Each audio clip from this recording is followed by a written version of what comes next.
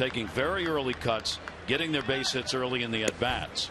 He'll start this out with a strike. Sean Figgins, switch hitter, leading it off for the Angels. And he's batting at just 227 on the start. A couple of RBIs, 12 walks so far on the season for him.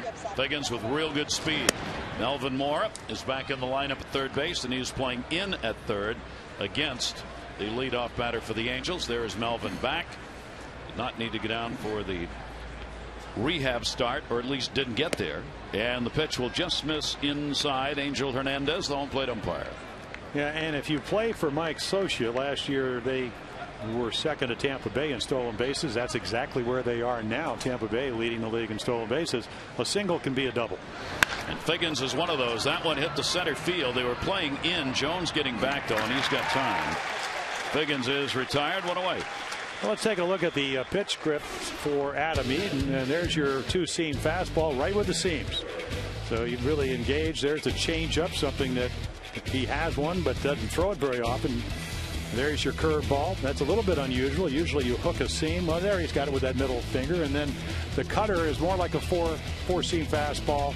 And there's your slider where that middle finger is right on the seam.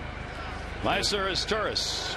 Here's one of the brothers we were talking about, switch hitter. He is the DH, hitting in the number 2 spot. You don't see that very often. He takes that one in the air to left field. Montañez will drift under, and he's got it. And there are 2 quick outs on fly balls. Take a look at the Oriole defense. You've already seen Montañez and Jones, left field, center field. Markakis, Gold Glover, or at least he should be, in right. Melvin Moore is back. It is Turris, one of the brothers too. That shortstop, Brian Roberts, great all-around year. Aubrey Huff at first base, and Greg Zahn doing the catching. And Bobby Abreu, who has started out a house of fire, both in the base stealing department and the on-base percentage. With that .375 batting average, he is 7th in the American League coming into this game. Batting third, and he will take a strike, try and make Eaton having to work a little. He got a couple of quick outs here. Yeah, look at the numbers that he had last year against the Orioles at 26 for 62. Of course, playing for the Yankees, 3 home runs, and of all the major leaguers, he saw the second most pitches. He's very deliberate. He had the most, 87 2-strike hits that led the major leagues. So he's not afraid to get deep in the count, look for a pitch that he can drive until then. And the pitch is going to be taken for a strike. The irony is that he's changed his style this year. He has picked up the percentage of swings on first counts from 45% to 64% on the first 3 pitches. Now this at bat's a little different because he's trying to work Eaton a little more, and he takes the count to 2 balls and 2 strikes. But he will get into these hitters' counts so often, and maybe the personality of his hitting instructor, Mickey Hatcher. He didn't take a whole lot of pitches. No. But again, I think it's what they probably told him is if you get a good pitch to drive early on, hit it. Probably also they're looking for RBIs out of Abreu here, hitting this number 3 spot. 3-1 delivery on the way. He will take that, and it is a strike. And Abreu goes to 3-2. He's got 4 doubles. He does not have a home run yet this season. 11 strikeouts and 8 walks so far for Bobby Abreu. 3 ball, 2 strike count, 2 down. Adam Eaton trying for a 1-2-3 inning. And didn't like the way that windup was going and stopped it. Yeah, you plug in Figgins if he has a typical year, or maybe at least from 3 years ago, and then you have Guerrero along with Abreu and Hunter. You have a pretty good middle of your lineup. Abreu will foul that one back off the fist. Yeah, that's that little cutter that we showed you where he just put a little more pressure on the middle finger, and it looks like a fastball, but it just cuts in to the lefties away from the right-handed batters. At least early on here, Eaton is doing what he did in that last outing against the White Sox, and that's throwing a lot of strikes early on and just challenging the hitters. He's got a 3-2 again with 2 down. Outfield straight away on Bobby Abreu. And Abreu will slap it to second base. 3 hopper, Roberts, and a strong inning. Well, Eaton retired the side in order 4 times his last outing, and he gets it done here. We'll take a look at lineup for the O's when we come back.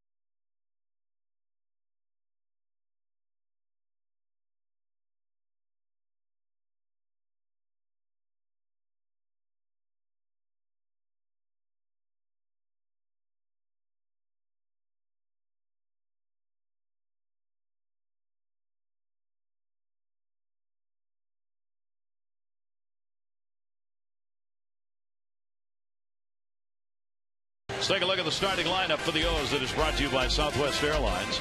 Roberts, Jones, and Markakis, Huff, Mora, and Wigginton, Montañez, Zahn, and Izturis. Melvin Mora back against Joe Saunders. He would want to come back against Joe.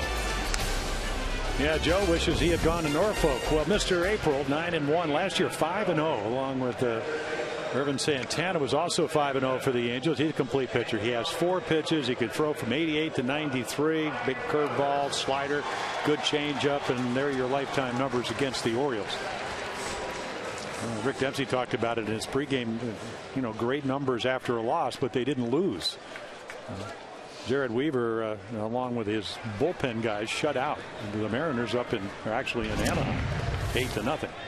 Been a tough start for the Angels. 7 wins, 11 losses so far. Brian Roberts stands in. First ball hitting center field. Hunter going back near the warning track, and he's got it. Roberts is retired. That'll bring up Adam Jones. Part of this big triumvirate at the top of the order, leading not only the American League but most of baseball in hits and runs and on base percentage and combined average. This top threesome, Roberts, Jones, and Markakis, has done a tremendous job. Their on base percentage the best in the majors right now. That is an extremely high number. And that has resulted in a lot of runs being scored and RBIs, of course, coming with it. Adam Jones will take a strike on the outside corner. Adam's got a 5-game hit streak coming into this ball game. 3 homers and 17 RBIs on the year. Joe Saunders, the 0-1 delivery to him. Breaking ball. Figgins off the mark, but held on to by Morales at first, and there are 2 down. Yeah, the one thing, and of course he has a pretty strong arm. He came right and got the ball. Very slow infield. There was a big article in the paper, but you didn't have to have that article to realize, compared to other ballparks, it takes a while to get used to it. But Sean right there, and if again you get rid of it quickly, it allows Kendry Morales, he's not a Mark Teixeira, to make the play, coming off the bag nicely. Teixeira is gone, of course. Casey Kochman is gone, so Morales has taken over at first base for the Angels. Here is Nick Markakis. He fouls back the first pitch. 14-game hit streak, and in addition to that, he has reached base in 29 consecutive games and is the leader in Major League Baseball right now in that streak. Yeah, I think Utley of the Phillies, he had stopped at 33. That ended last night, I believe. But again, how do you do that? You can do what he just did up there. You can see right there he's hit in 18 of the 20 games. If they don't pitch to you, you take the walk. Whatever it takes to get on, Nick will do it. He is 4th in average, 3rd in RBIs, and 1st in runs in the American League, and certainly off to a month of April start that has All-Star game written all over it for Dave Tremblay's Orioles. Here's the 2-1 delivery on the way. Good pitch by Saunders, kept it down low. 2-ball, 2-strike count. And again, that's that fastball command. Nice easy 92. First pitch to the game, right to Brian Roberts. Made him put the ball in play. Nice curveball to Jones. He's got all the pitches. 2-2 delivery on the way. Markakis towards the hole, and he's got a base hit. Nick has been doing that consistently during this streak. Getting a hit his first time up. It's now a 15-game hit streak. Well, the ability, Gary, to put the good part of the bat on the ball. So Saunders doesn't want to go 3-2, and then you just slap one to the left side. He hits the ball enough down the left field line where you don't put the shift on him. So Figgins, he couldn't get the ball. He was just kind of guarding the line, taking the double away. Now Aubrey Huff will stand in with 2 down and a runner on. Aubrey Huff, big numbers, 6 for 12 off Joe Saunders. Takes the off-speed delivery up high. Saunders is coming off a tough game against Detroit. Had to be of a little concern. He gave up 5 runs, 7 hits, in 5 innings against the Tigers. Ultimately non-decisioned in a 12-10 loss the Angels had there. He has beaten Oakland and Seattle and lost to Boston. That ball will be fouled back by Huff, and a 1-ball, 1-strike count. Yeah, I watched a little bit of the Boston game. He actually had a 3-2 lead going in the 7th inning, and then Jason Bay, as he did last night for the Red Sox, who won their 11th straight game, home run down the left field line in Anaheim, and there goes that game. But he pitched extremely well, and again he commanded both sides of the plate. He can change speeds with the changeup and the curveball. 1-1 count. Markakis off first base. Huff waiting. He's going to get one to center. Hunter coming. Got to play it on a scoop hop and gets it in a hurry. So Hafizan with a base hit. 2 singles coming with 2 down. And that will bring up Melvin Mora. And let's check in with Amber. Well, Gary, as you mentioned, Melvin Mora back after missing 14 games on the disabled list. He's back a little earlier than expected. He was supposed to do a rehab start tonight in Norfolk, but on his way to BWI Airport this morning, he got caught in some of that 895 tunnel traffic that some of you out there may have experienced. After sitting in traffic for about an hour and a half, he knew he was going to miss his flight. He called up Dave Tremblay, said, you know what, I felt pretty good after I ran the bases the other day. Why don't I just stay here in Baltimore, get the start tonight, and we'll call it a day. Dave Tremblay said, okay, and so Melvin Mora is back in the lineup, Gary. And I was kidding him. I said, well, you saw who was pitching. You saw that it was Saunders, and you're 6 for 13 with a home run off him. I'd want to come back, too. That one's going to be filed away. But Melvin's ready. He would like to have had a game, probably just so he felt a little better game shape. But Richie Bancels, the Oriole trainer, said it's usually a 15-day process. The first 5 days you rest. The second 5 days you strengthen the hamstring. The third day you do all the agility. So he's done all the running. Yep. I think, of course, you'd like to see live pitching. There is Richie, head trainer of the Orioles. 0-1 count, Melvin Mora. 2 on and 2 down. Orioles a chance to get on the board here. That one's going to be looped into right field. It's going to fall in for a base hit. Markakis the turn. He's going to score. Ball is bobbled. Huff will go to third. So Mora comes right back with an RBI single after 14 days away, and it's 1-0 O's. Yeah, Saunders makes a pretty good pitch. He jams him, probably broke the bat. And he just flares it. I mean, right on the inside corner. And then when the ball bounces, it goes in a funny direction. Almost went right by Bobby Abreu. Watch him knock it down right here. I mean, the ball's going the other way with all that spin. And there's your first run for the Orioles. So they get to Saunders, and all of this coming with 2 down. Melvin Mora, who is hitting .313 with runners in scoring position, something he's been so good at in his career, comes right back and starts it up again. First and third, the off-speed pitch up high to Ty Wigginton. Wigginton is acting as the designated hitter in this ball game. He has been playing at third base, of course, but with Melvin back, Luke Scott gets the night off tonight, and Wigginton DHing. It's been well documented he likes to hit off lefties, even though Saunders is not your normal left-hander. That one is popped up. Figgins, he's got it. But the Orioles get a run on 3 hits, leaving 2 on. The RBI goes to Melvin Mora. 1-0 O's.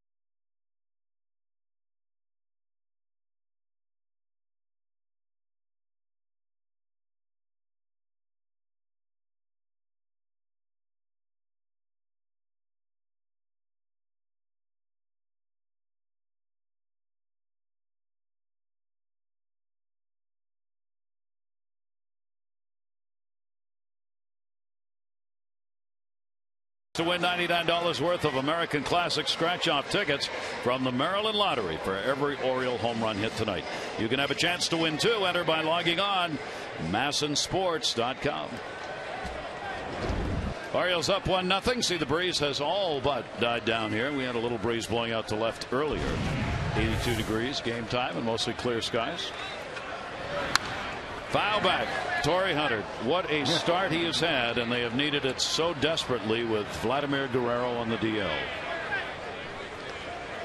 Well, there you go, and look at those numbers last year against the Orioles. Loves the ball up and out over the plate. Of course, they're sitting inside, and he misses inside. In fact, the first pitch was a home run swing.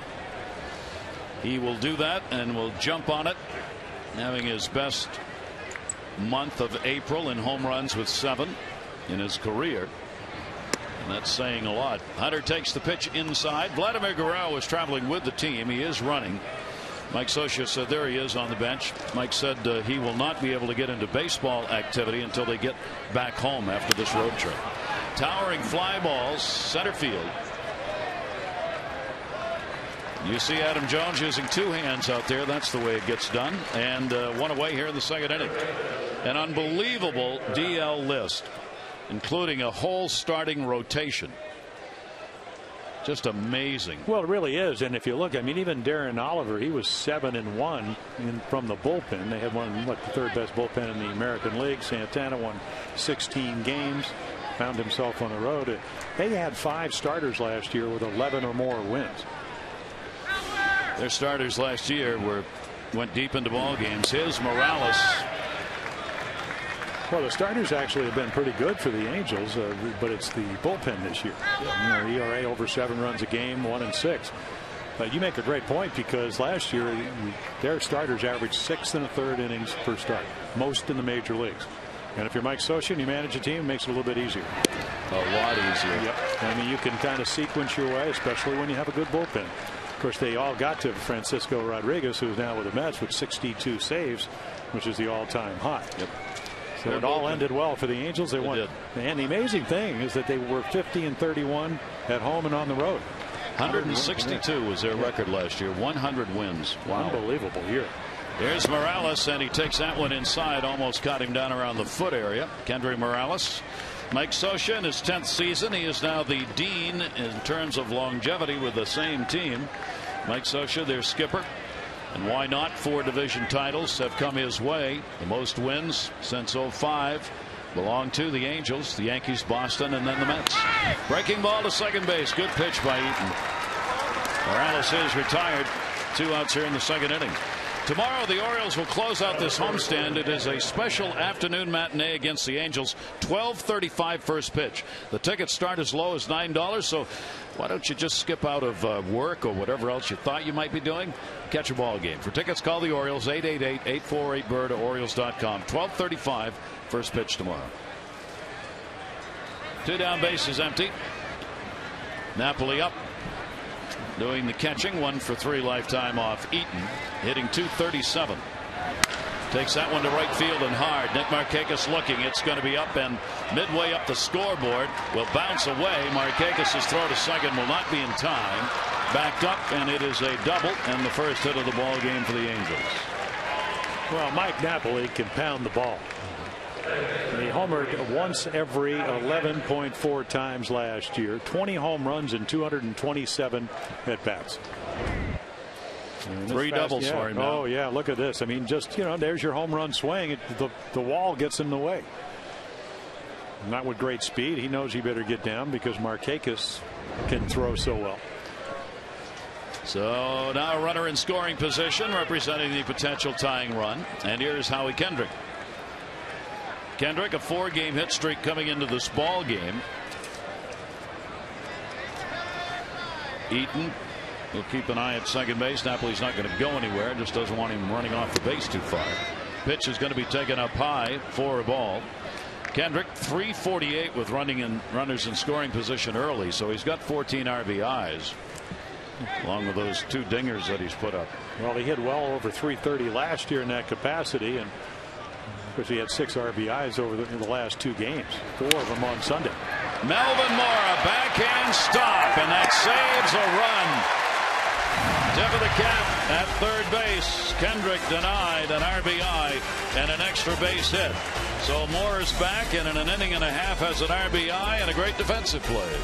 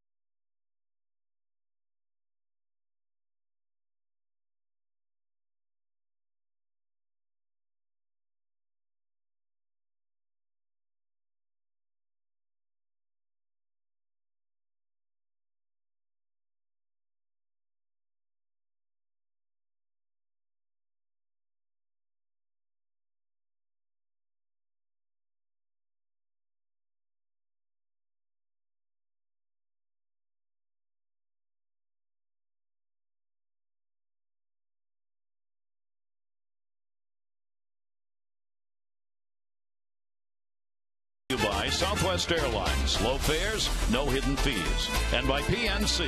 PNC leading the way. Pitch out of the warehouse at sunset time. These beautiful colors tonight around the ballpark. And the Orioles have the 1-0 lead here in the bottom half of the second. Montañez on and Torres will be due up. Montañez getting the start in left against the left-hander and takes the pitch away for a ball. He has had 3 hits in 15 at bats, picking up 1 RBI so far for the O's. And that'll be in the air to right field. Bobby Abreu going back, and has room. Kept backpedaling, ended up about a step shy of the fence. Well, if you watch the game with the Rangers and the Orioles over the weekend, a lot of those balls would sail out of here. And Abreu did win a Gold Glove. Of course, the label on him is that he's never met a wall he liked, and I'm not sure any outfielder really has. But again, you win that Gold Glove, I think they expect miracles. He's just a very, very good all-around player. Is he a Gold Glover in right field or left field where he'll play most of the time? Probably not. But he can play. He'll be well above adequate, won't he? He can score runs, and he can get on base for you. There is Greg Zahn. Zahn has faced Saunders 7 times, 1 hit, 7 at bats against the Angels left-handed starter. The 0-1 delivery to Zahn. A chopper. Napoli. 2 down. Yeah, and that first borderline pitch we saw so many times last night where a lot of those pitches weren't called. So a lot of guys that get it in their mind when some people like Bobby Abreu don't mind hitting with 2 strikes. Brian Roberts, but other guys they don't like to get to 2 strikes. So right here you can see Greg's just going to expand the strike zone. You can see him way around the ball trying to pull it, and the result's a little topper. And then Napoli said, I'm feeling pretty good tonight. I already doubled off the wall. Shoulder feels pretty good after shoulder surgery last year. Day off yesterday. Yeah. And a strike on the outside corner. Here's Torres. Cesar Torres has an 8-game hit streak. He got a day off yesterday. As Torres batting at .230. And Saunders' pitch will be taken inside. And the count is evened up at 1 ball and 1 strike. Against the lefties, 429. Against the righties, 170. And the 1-1 delivery. Breaking ball to third. Sean Figgins the rebound. And gets the out. Saunders has an easy inning. Sets the Orioles down in order. We've completed 2. The Orioles have the 1-0 lead.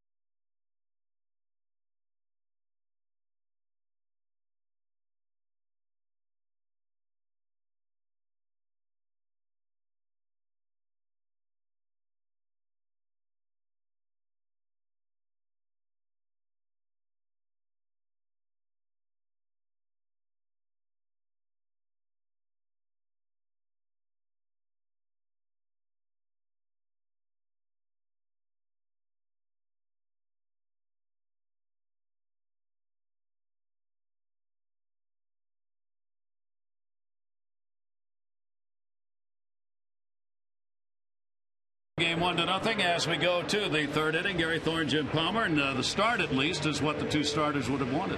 Yeah, really a lot of first pitch strikes. You talked about how important that is. We all know it is. Now the Angels are going to adjust, and I think Adam Eaton, second time through the order, going to have to get the ball down a little bit. He's already made some nice pitches with his cutters. And Saunders, 17-7, the kid can pitch, and the Orioles get a lead. We'll see if they can really kind of hold that lead. Neither of these teams wants to end up going to the bullpen too early in this ball game. That'll be taken down low because both of these bullpens have really struggled early on, and both are kind of in the process of finding out. Well, normally if you're Mike Scioscia, you're going to get Darren Oliver to get to Scott Shields to get to your closer. Closer's not the problem for the Angels. It's the middle relief.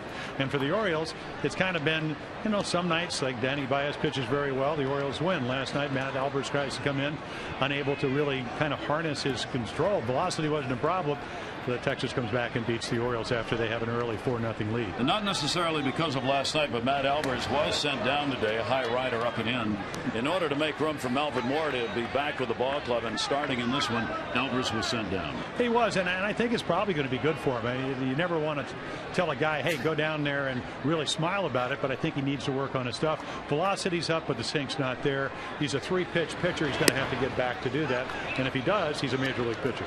Not what Adam Eaton wanted right there as he surrenders a leadoff walk. Rather disgusted with himself as he turns around and looks the other way as it comes against the number 8 batter in the lineup. So the first walk surrendered, and Eaton now will have to work out of the stretch with a runner on at first base, and Ibar coming up. Ibar hitting in the number 9 spot for this game. Mike Scioscia said before the game his 1 through 5 positions in the order he's happy with, and they're covered. But the rest of the order, 6 through 9, he continues to make some changes with on a game-by-game basis. He says, I'm really looking at the matchups and who I think will do best in any particular game, at least for the moment, until we start getting some of our regulars like Vladimir Guerrero back in the lineup. 0-1 count. The delivery is going to be fouled off. Ibar, switch hitter, a couple of times against Eaton in the past, and he has gone 1 for 2. Yeah, and that leadoff walk opens up that right side of the infield, and you can see it right there. Huff holding Rivera, even though he doesn't run particularly well. But this is a tough ballpark to really get that first to third because it's such a small ballpark, and again, for the Orioles, Markakis throws so well. Not playable, and an 0-2 count. So a runner at first base, nobody out. Leadoff man on. Retired the side in order in the first. The double by Napoli against Eaton in the second inning, and now the leadoff walk to Rivera. Orioles leading it 1-0. The RBI came from Melvin Moore with 2 down, an RBI single. Here's the 0-2 delivery inside. Cut that one in on him, and a 1-ball 2-strike count. Well, that's a good pitch because you accomplish a couple of things. First of all, you go for the strikeout. He missed the corner, so that doesn't happen. But if you are going to go away, we've already seen him go away with a slow curveball, it moves the feet of the hitter, and that's important.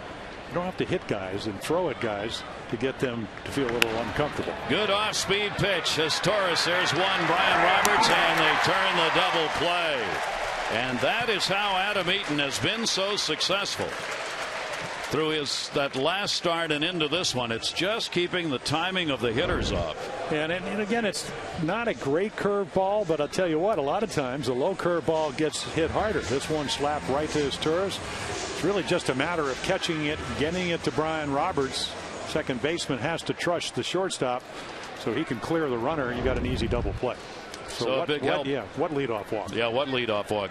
Don't worry about that anymore. Here's Sean Figgins, one of the speedsters who flied out to center field his first time up. Figgins is a switch hitter. They are loaded with switch hitters in this team. Batting just 63 right-handed, 280 left-handed. Couple of doubles, extra base hits, and both have come from the left side of the plate so far this year. 2-0 count on him. You do not want Figgins on base because he will challenge you with leads. He's got 7 stolen bases and 8 chances so far. Bobby Abreu is 8 for 8. Pops that one up outside of third. Mora coming over. And there'll be no play on top of the dugout. Melvin goes in the dugout to visit with the Angels and makes his way out. Went in one door and came out the other.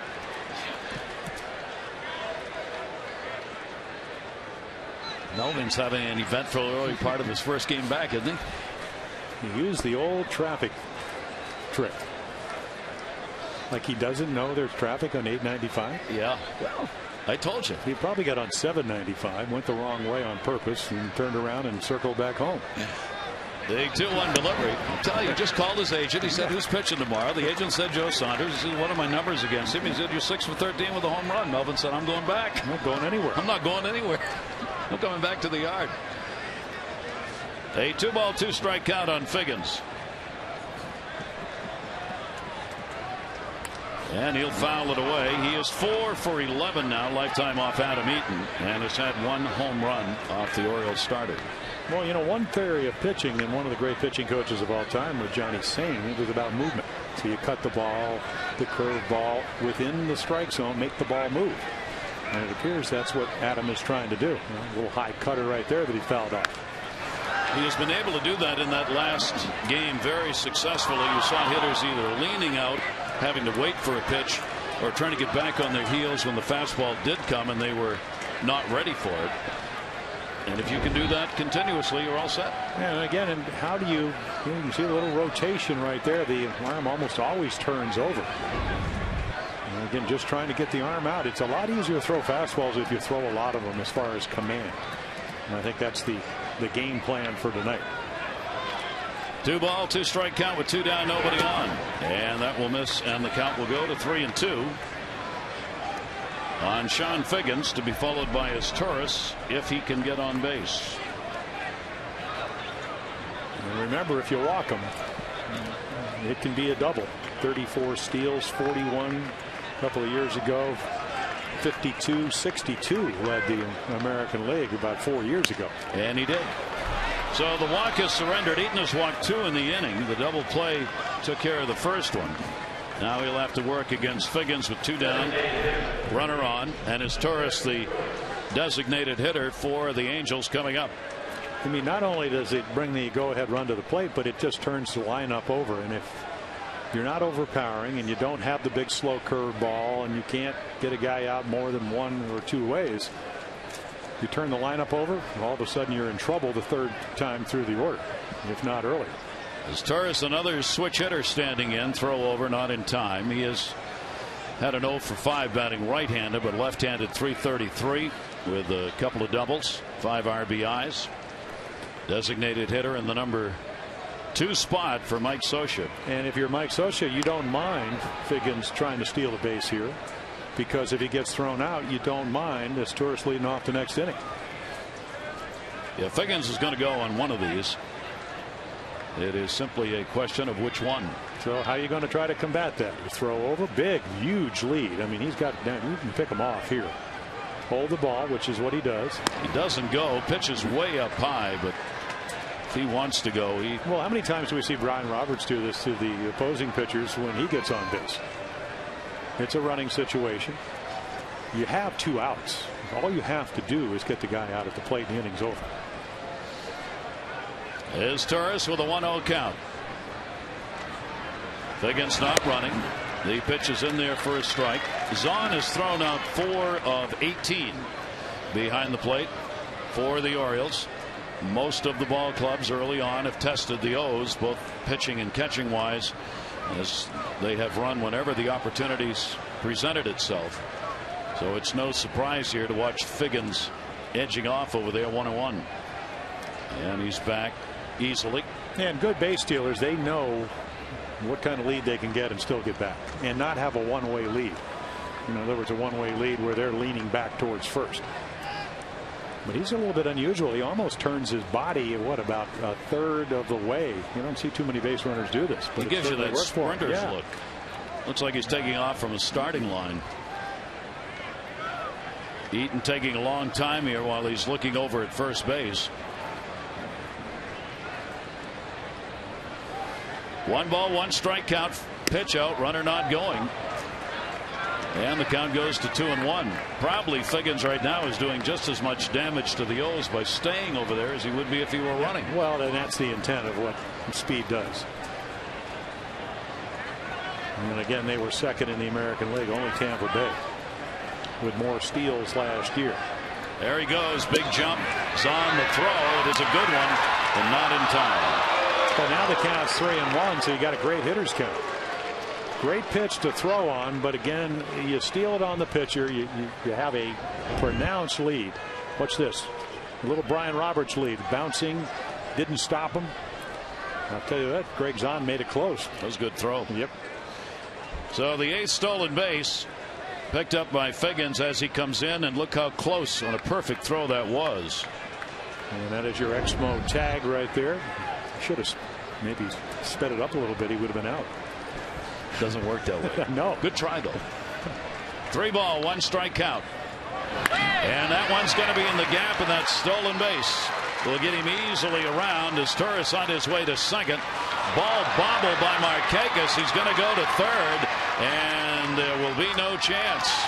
It will be a double, I believe, and an error charged on Markakis, allowing the runner to go to third. It scores Figgins, and the ball game is tied at 1-1. Well, the hitters count. And again, you run the count to 3-1.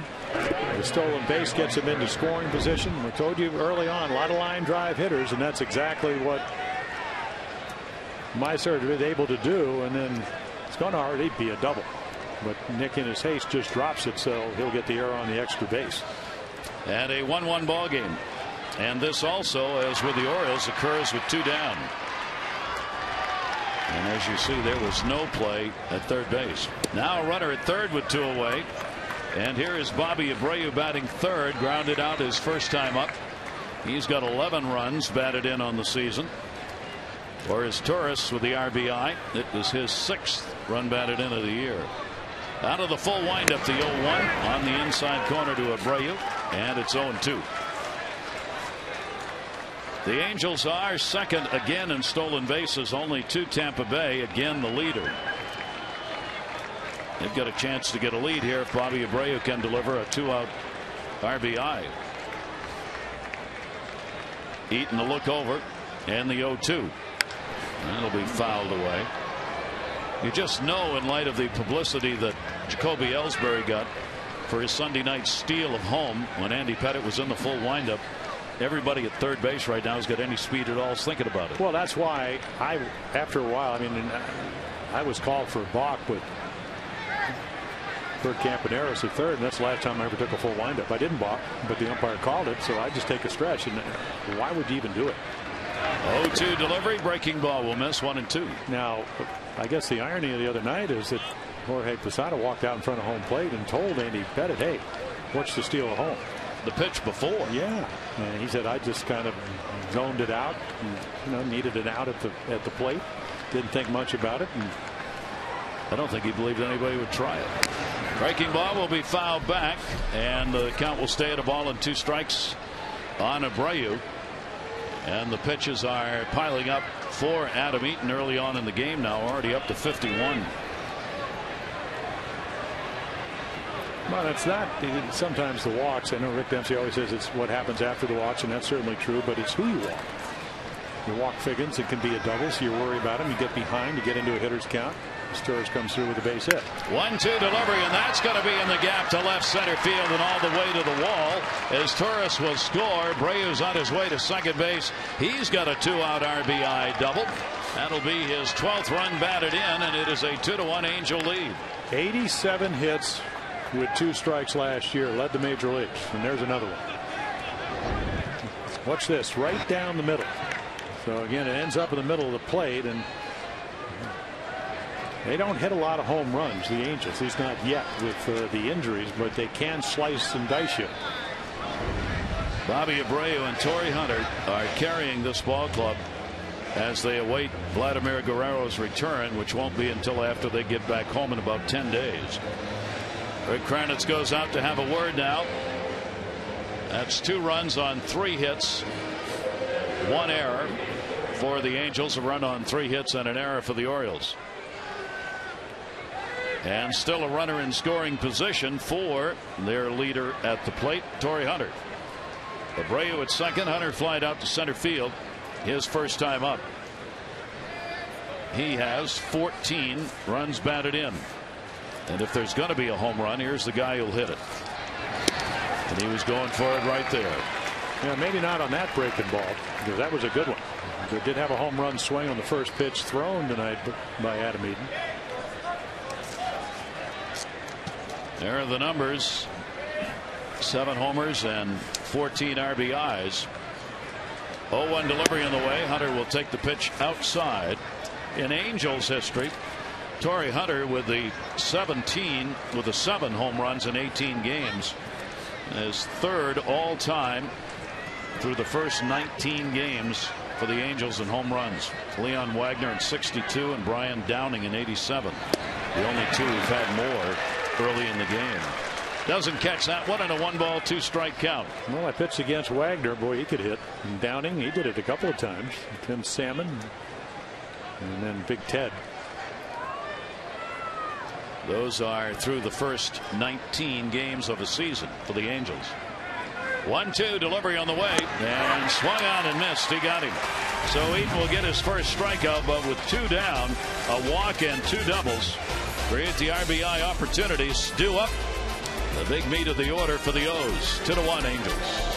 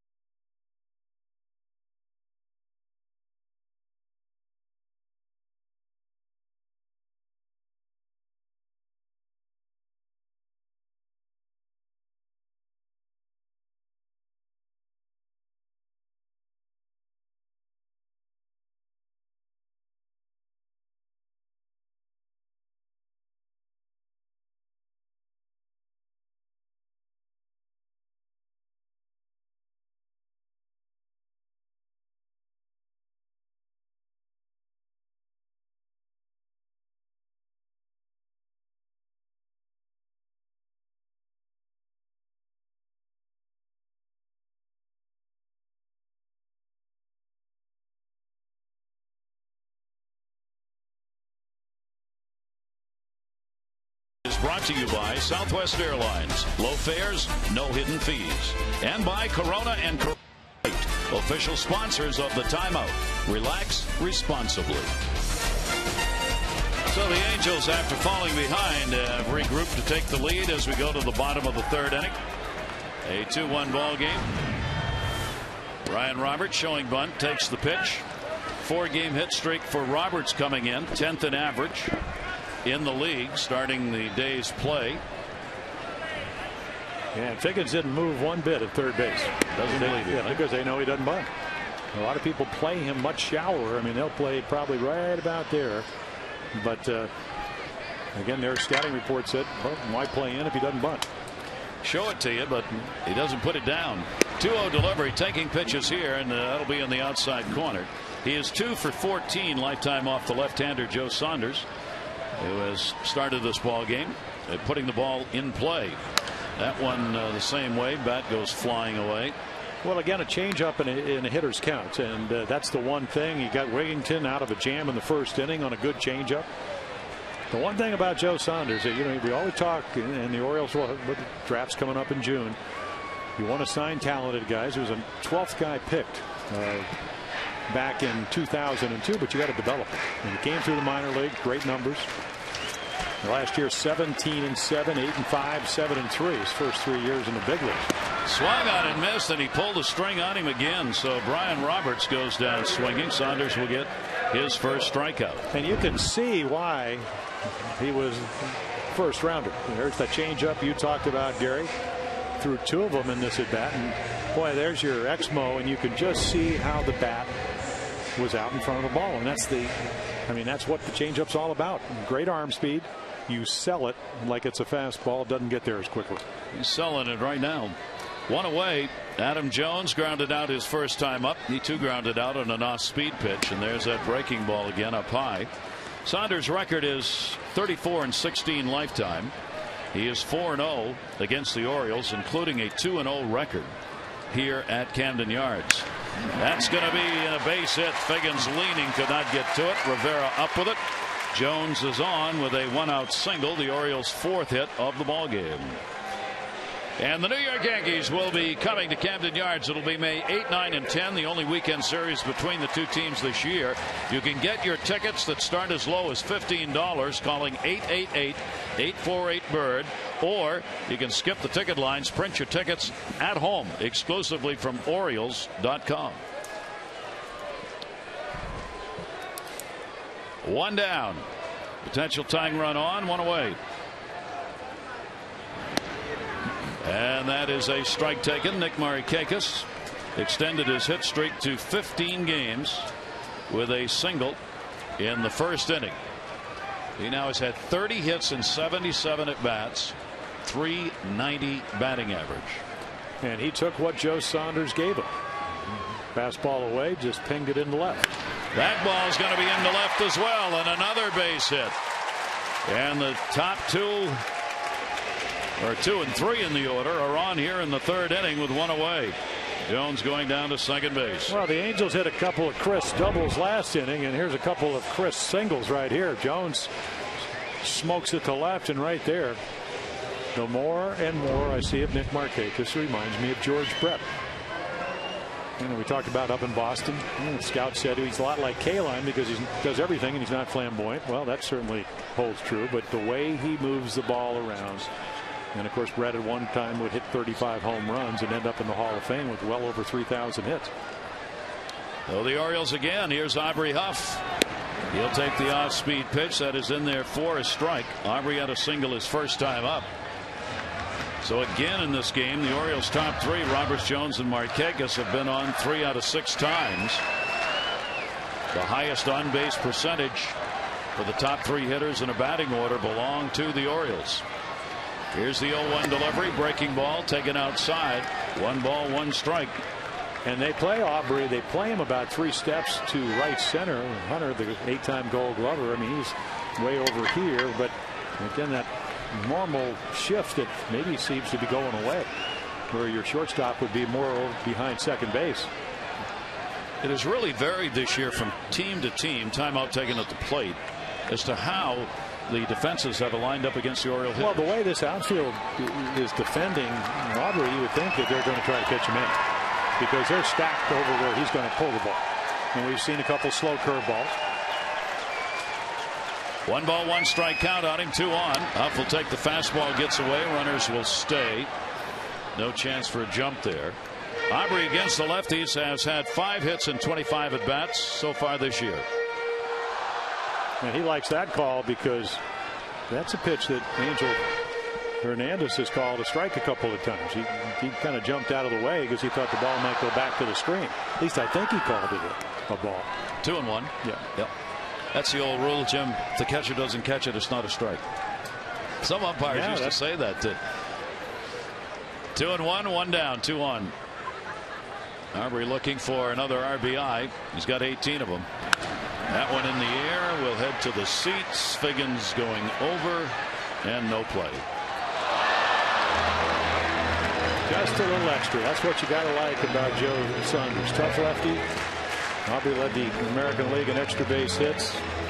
He's been 88, 89, and a couple of miles harder trying to get the pop up in a hitter's count to a very good fastball hitter. 2 ball, 2 strike count. A lot of talk over there in the dugout, because I think the same question you raised, Jim, was raised by Mike Scioscia. He wasn't sure about the pitch before that, what it had been called. He thought it was a strike.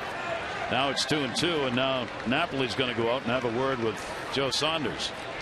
Yeah, Mike Scioscia, I was talking to him the day as you were, and I was telling him what Ty Wigington, who played for Joe Madden, who used to be his third base coach, bench coach, and he said, well, I love playing for Joe Madden. He said, and everybody likes to play for Mike Scioscia for a number of reasons. You know, he comes out of the Dodgers organization, used to winning. He wins, unless you're a catcher, because he's real tough on catchers. Because he was a real tough and catcher. He knows how important that position is. 2-2 count. Runners off first and second base. Aubrey Huff reaching down to first. Going to go for the double play. Bobbled it. Yeah. And they won't get any. as Morales had trouble getting it out of his glove, and Ibar had trouble keeping it in his glove. Well, I don't think that's the right play because you have an inexperienced first baseman, but it looks to me that the ball should have been caught. Nice curveball, 2-2 pitch. Now, this is a tough throw. You could see him come in, though, and it's pretty routine. He just drops it. I mean, right to the glove. Just catch it, and it's almost like he knocks it down. That is a very big error. In fact, Morales made a terrific play because if you're left-handed, you just catch it and release it. But you actually have to take a step in and then kind of sidearm it.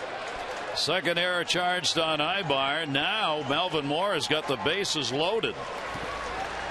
And he will take the first pitch for a strike. Only one away. Moore with an RBI single.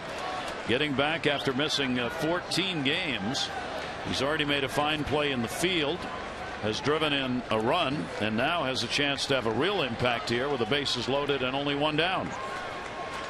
The infield, of course, will be playing for the double play. Saunders for the 0-1. And Moore to center field. Hunter coming. He's not going to get that. Jones will score. Markakis will stop. Hits the cutoff man, and it's a tie game.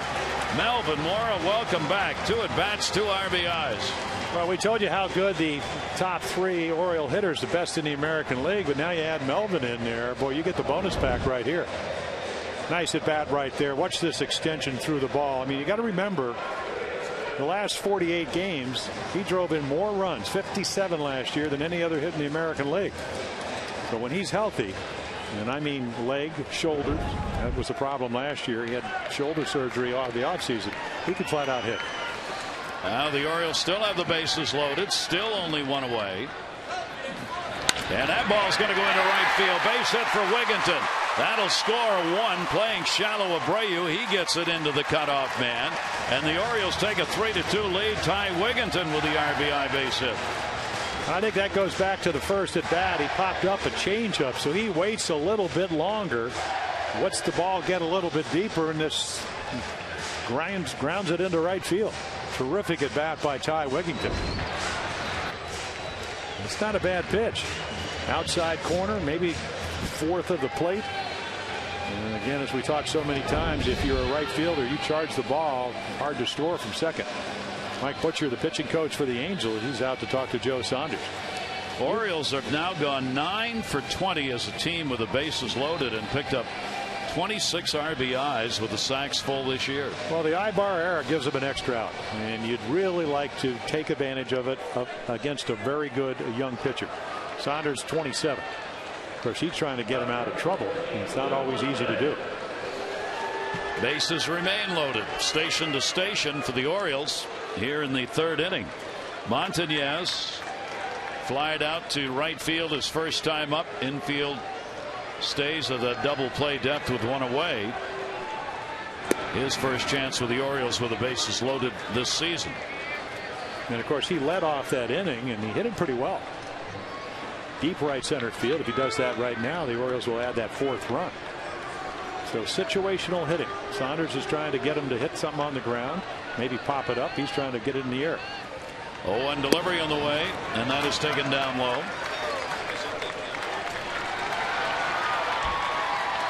Montañez against Joe Saunders. Bases loaded and 1 out. Orioles have the lead back 3-2. Only in the 3rd inning, and these teams have exchanged leads. Here's the 1-1 delivery. Montañez in the air to center field. Hunter has to back up. Tagging will be Aubrey Huff. Catch made. Throw will come to 3rd, and a strong throw. Sack fly, though, and the Orioles lead at 4-2. An RBI for Montañez.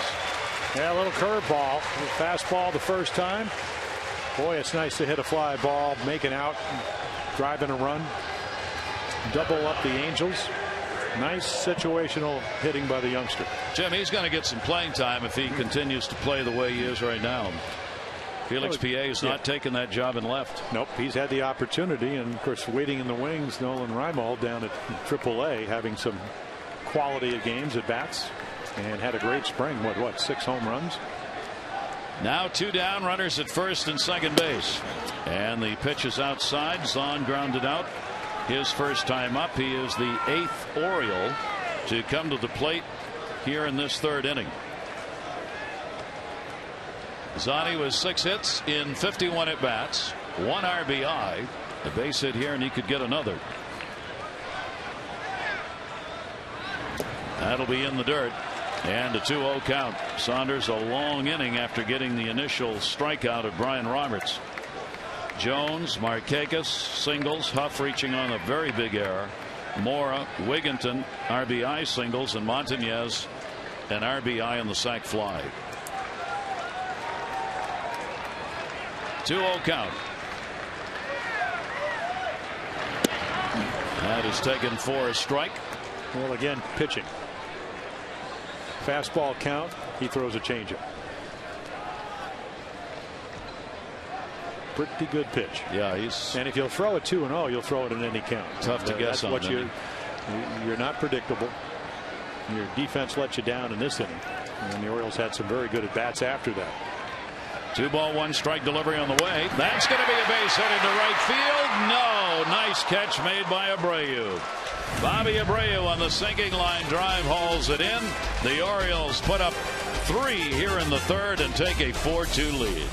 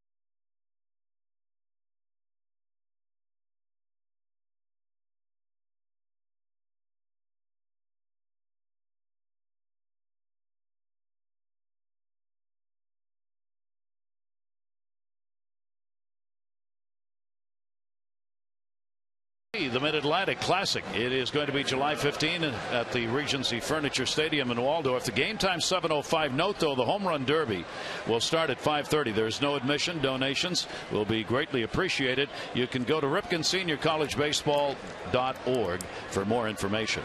That's it, sister. And a 4-2 lead for the Orioles, as the Cal Ripken All-Stars and the Valley Baseball League All-Stars meet in that classic. Pitch is taken inside for a ball.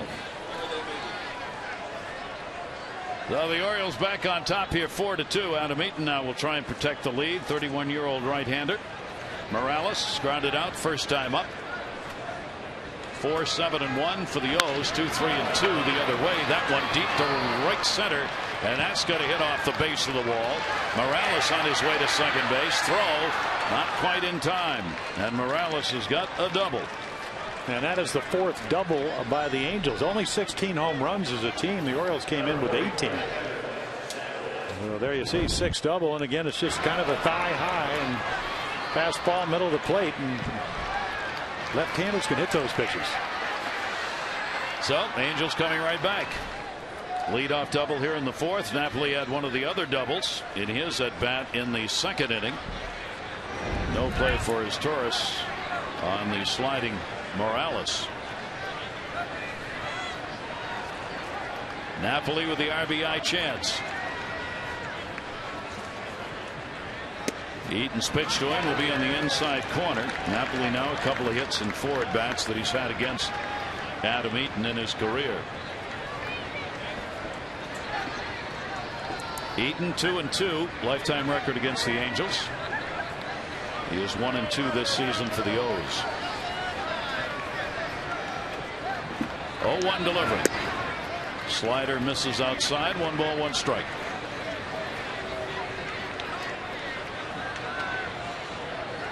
Morales, pretty decent lead out there. The Orioles not holding him particularly close to the bag, but nobody out here. Yeah, down by 2 runs. You know, Napoli would like to get him over, but he'd also like to get him in. 1-1 delivery to him. Good fastball inside corner. See, it's a big strike zone tonight. It's kind of unusual because Angel Hernandez, I sat across from him from about 5 years ago, and he said, well, I'm a Quest Tech. Well, Quest Tech's gone away. They now have another system of.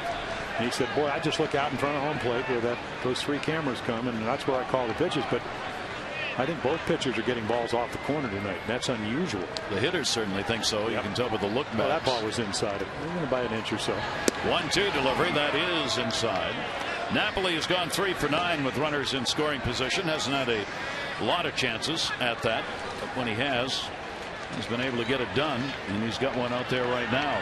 Well, they brought him along slowly because of the shoulder surgery in the postseason. That was his throwing arm. But that's well. And Mike Socia, his skipper, said it's just a matter of whether he or Jeff Mathis. Slow roller to short. Got to go to first as Torres gets the out. So Morales has moved up. Napoli retired, 1 down. It looked like Caesar maybe getting it stuck in his glove a little bit, and then he realized who was running and took his time. So they advanced the runner over, which is what you want to do. And with a 2-run lead, I would imagine the Orioles will play their infield back.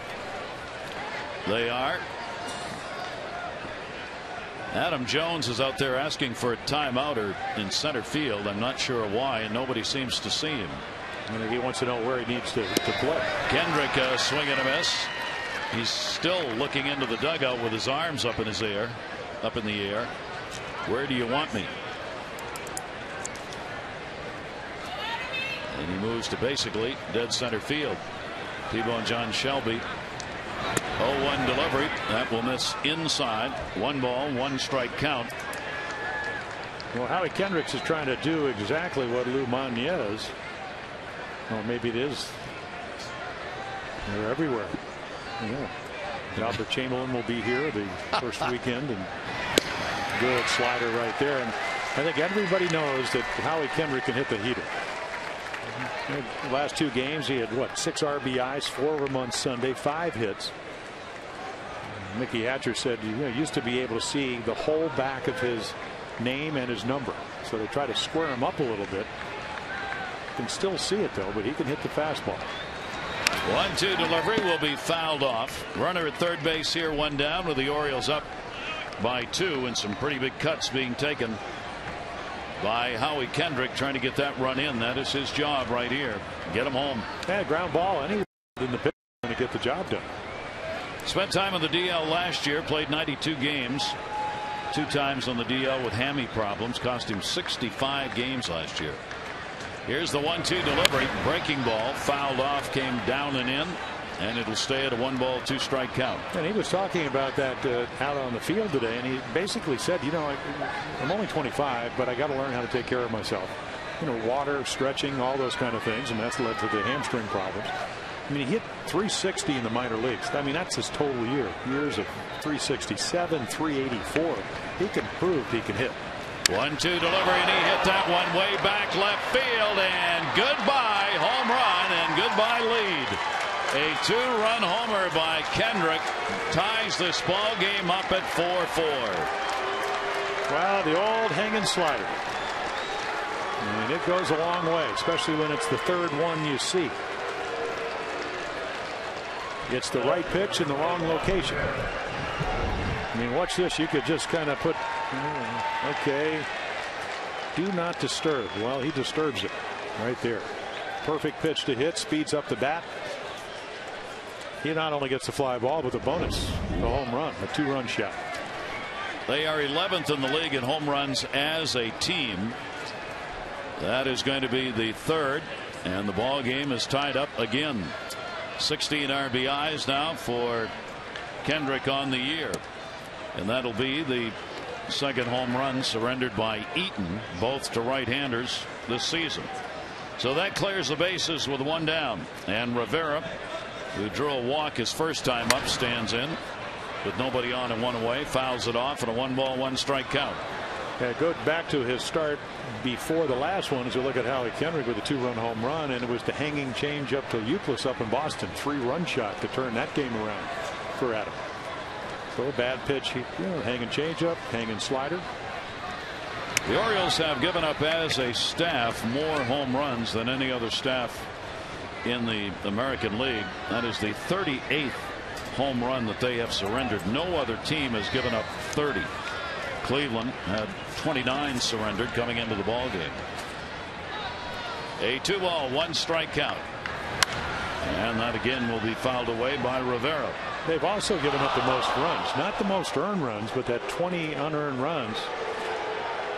Texas has a little higher ERA. The Yankees over 6 runs a game, but when you take the total runs because of misplays behind the pitching staff, they have given up more runs. And so home runs and errors, and one thing, the base on balls, you talked about it last night, but Buck Martinez is down this year. It's a good thing. That one in the gap, that's going to be caught. Markakis, a good jump to get over. Rivera is retired, and there are 2 down here in the 4th inning with a couple of runs in. Well, Nick Adenhart, of course, the loss and the traffic accident, drunk driver involved that killed not only Adenhart but 2 others. He was so looking to his return to Maryland, where he is from, and his family was waiting for it. Now, of course, gone. The Angels have had to live with that here in the first month. It has been a very trying time. It is clear when you talk to Mike Scioscia and the players that it's just time. I mean, you can't be over it this soon, and it's just going to take a while for them, and they're wearing the number, Adenhart's number, and will do so all year on their uniform. Preston Gomez also lost, longtime great baseball man. His number's being worn on the other sleeve. So they've had some real off-field tragedies that they've had to go through here early on. It really is. It affects them obviously on the field, but more so I think off. Not that you can replace a young phenom, and that's what everybody talked about, but they said his personality was so overwhelming. And well, I mean, it's really what this game's all about, is you sign guys and then you see them come up to the big leagues and realize their dreams. That was cut short, and boy, that does affect everybody. Talk to Tony La Russa. They've had a number of tragedies, and it's just almost impossible to get over with. Yep. They're carrying the locker, not the locker itself, obviously, but they have a locker at every ballpark, including at home, every game, which has his number on it. And they will do that all year long. 1-2 delivery high in the air. That one is deep to right center field. Markakis back and makes the catch. As Ibar, a towering fly ball. 2 RBI homer by Kendrick has tied this ball game up again. That one almost untied it, but Markakis there to get it.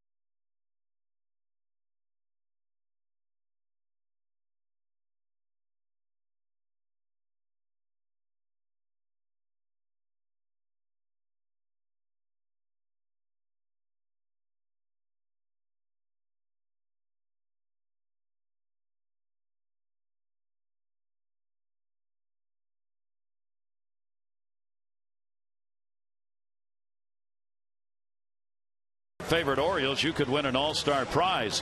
With Vote Orange, Save Green, any fan who votes on Orioles.com is going to get $5 off a ticket to an upcoming game. And if you vote the maximum allowed times 25, you receive a free upper reserve seat to any non-prime game after the all-star break. So vote early and often. Details at Orioles.com/vote-orange. 4-4 ball game. Back and forth we go in this one. Both teams have had leads, and both teams have seen them go by the board. Is Torres hitting ninth, grounded out first time up. Did not bat in that last inning and gets a single to start this one. He's got a 9-game hit streak, and he's going to go to second with a double. Yeah, that's again your outfield defense. They don't expect him to pull the ball. Every ball off the bat tonight. That is the 8th hit for the Orioles. 7 singles in the first double. Every base hit by the Angels is either a home run or a double. And they have 4 doubles to go along with a home run by Kendrick. I mean, right there again, middleitis. It's the baseball version of the swine flu. Hit me, hit me. Yep, everything in the middle of the plate, and the ball. I mean, the sound of the ball off the bat tonight. Is Torres on at second base. Here is Brian Roberts, who is 0 for 2. So a chance to get the lead right back again. Breaking ball up high. Brian with that #1 average in the league with runners in scoring position coming into today's play. He's been .500 or better since the start. .538 with runners in scoring position and .357 overall. Roberts lets that one go by outside and is ahead on the count here, 2-0. Well, you could see Joe Saunders after the leadoff double trying to get Brian to roll over, hit something to the left side, but Ibar playing right behind the runner is Torres. So you can see him right there, and then Figgins this time didn't play him into bunt, is even with the bag, maybe a step in front at third base. And he shows bunt and foul tipped it into the mitt, held onto by Napoli, and that's a bit of a surprise. Yeah, well, we hardly ever see it, and he really doesn't work on it. The best runner I ever saw in an Orioles uniform was Roberto Alomar. Every day at home would come out and work on it. And boy, did it just, when you could steal bases and you're a high average guy like Brian is, or Robbie was, talking about Robbie Alomar, it does make a difference of the way they defense you. Now Figgins is going to stay in at third base here, 2-1. He thinks he might have meant it. Roberts swings, foul tips another one, and the count will go to 2-2. Brian obviously not getting a lot of chances early on against the left-handers. He has had good numbers, 7 for 19 coming into the ball game, .368. No home runs and 2 RBIs off the left-handed pitchers. 2-2 count. Is Torres short lead at second with Ibar right behind him, and the throw almost handcuffed Ibar, and back in underneath it is Torres. Ibar getting that job at shortstop. That is now his for the season. Yeah, that open glove, and that's when you see the shortstop put the glove out, you wheel and fire. Another version of you look at home, catcher opens his hand, you turn and fire. 2-2. Ibar steps off, runner goes, ball loop right field. It's caught. It's a double play. It's caught. It's a double play. As Torres had gone into third base on his belly and had no chance to get back. Well, and you are looking at home plate, so he apparently does not pick up the swing. Great pitch by Saunders, another changeup which he's used so effectively.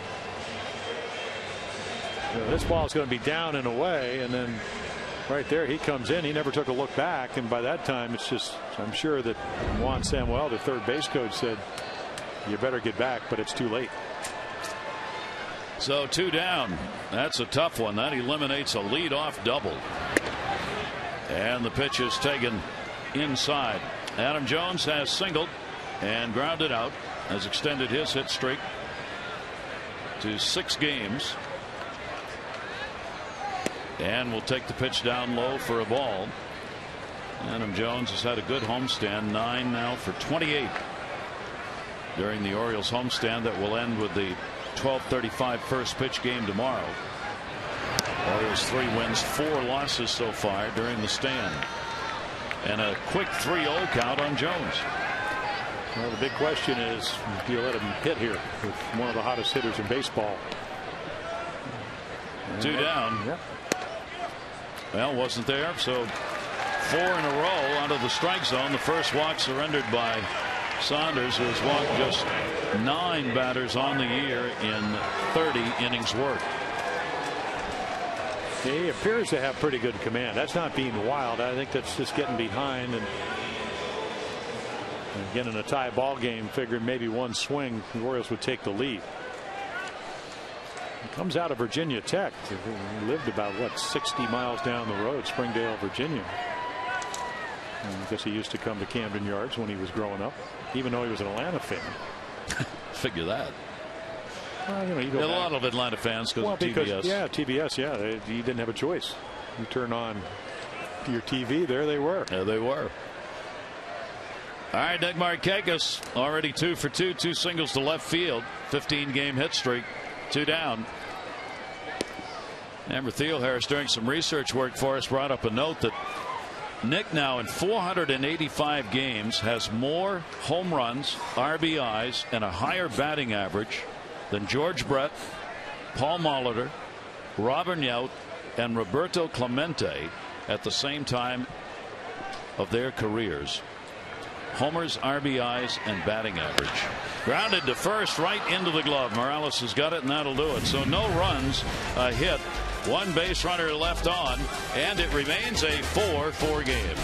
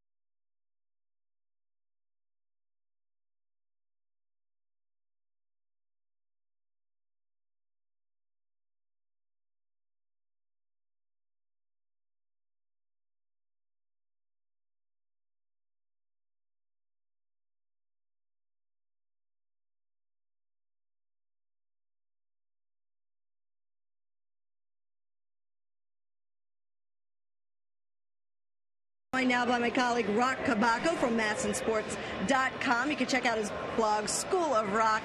And a lot of talk today about Ryan Freel. He was supposed to begin a rehab assignment yesterday in Delmarva, but all of a sudden he's here in the clubhouse and he was talking to reporters. What was he talking about? He was surrounded by reporters, he did not. I'll stop short of saying that Ryan Freel demanded a trade, but he dropped a few hints that it might not be a bad idea. He's like a presidential candidate promoting change. Change is a good thing.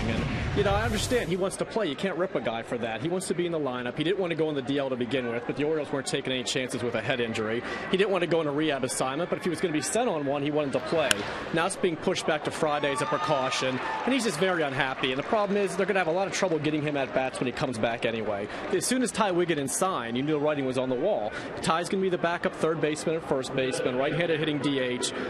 Ryan Freel plays left field, but so's Lou Montanez and maybe eventually Nolan Reimold, and he wasn't able to play shortstop in spring training. So and he's 2 for 15. So there's, it's going to be tough to find playing time for him that's going to satisfy him. The Orioles aren't looking to move him right now, but they'll listen. If there's an offer that's suitable, maybe they will go ahead and try, because this guy just wants to play.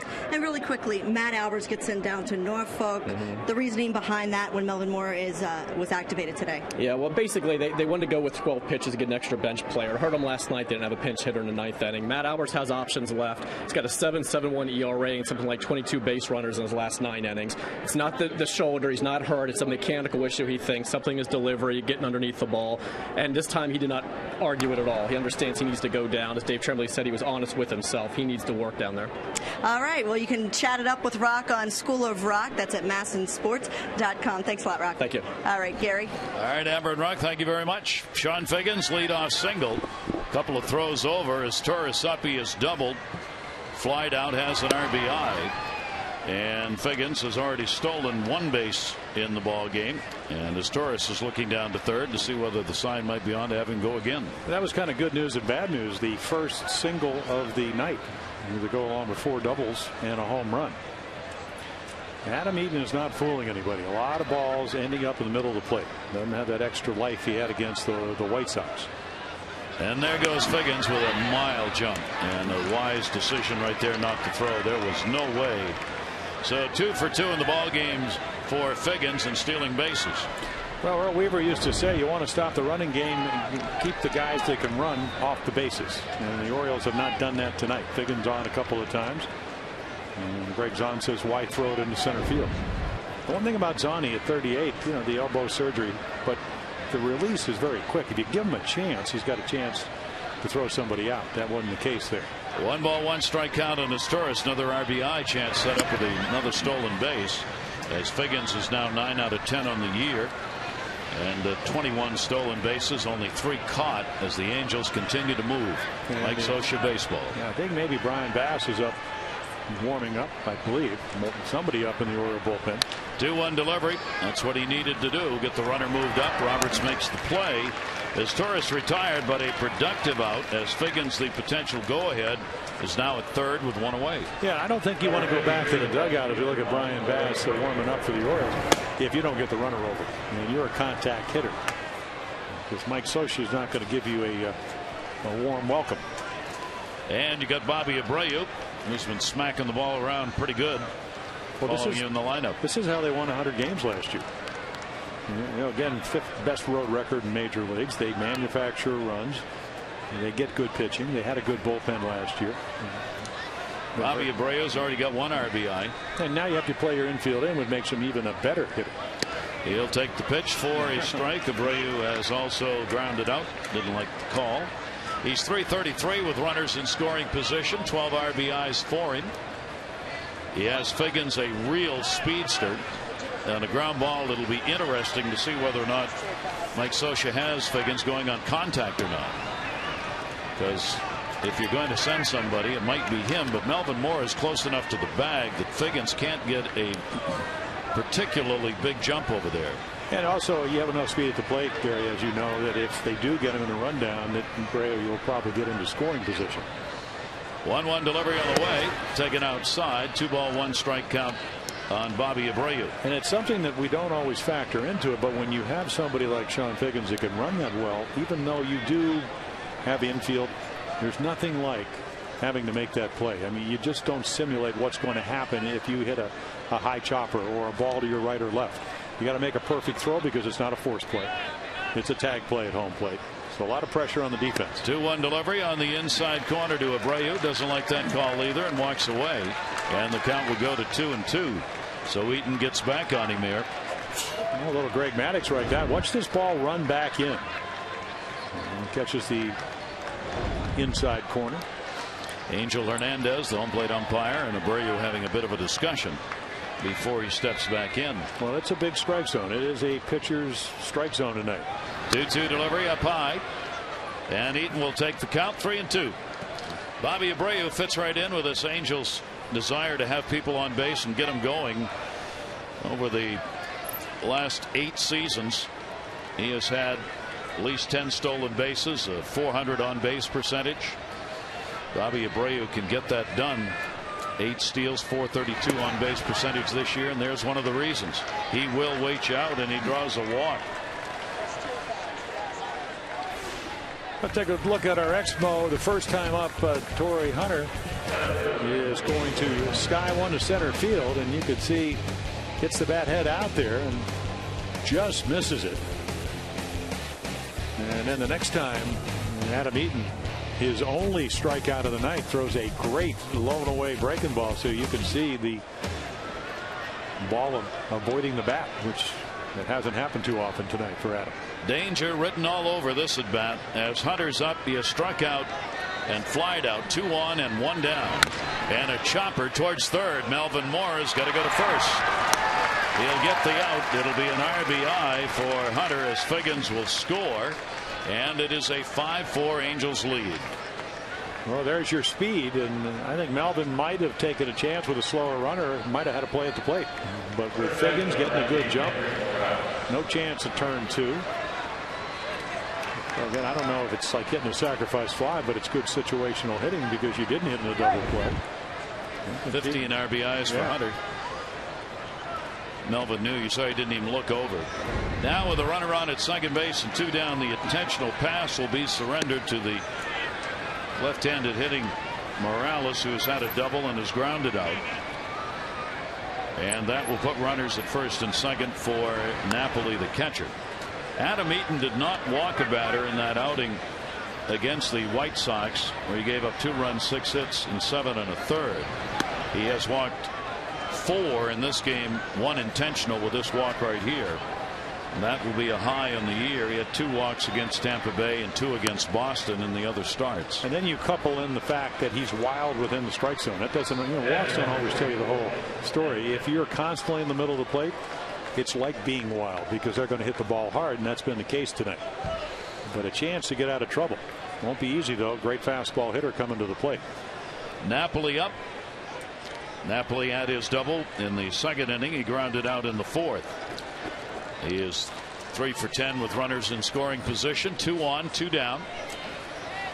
The Angels have taken the lead back at 5-4.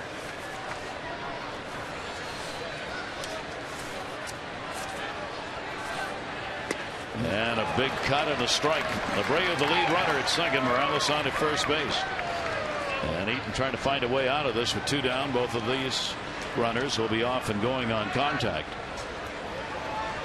Eaton up to 96 pitches thrown so far in the ball game.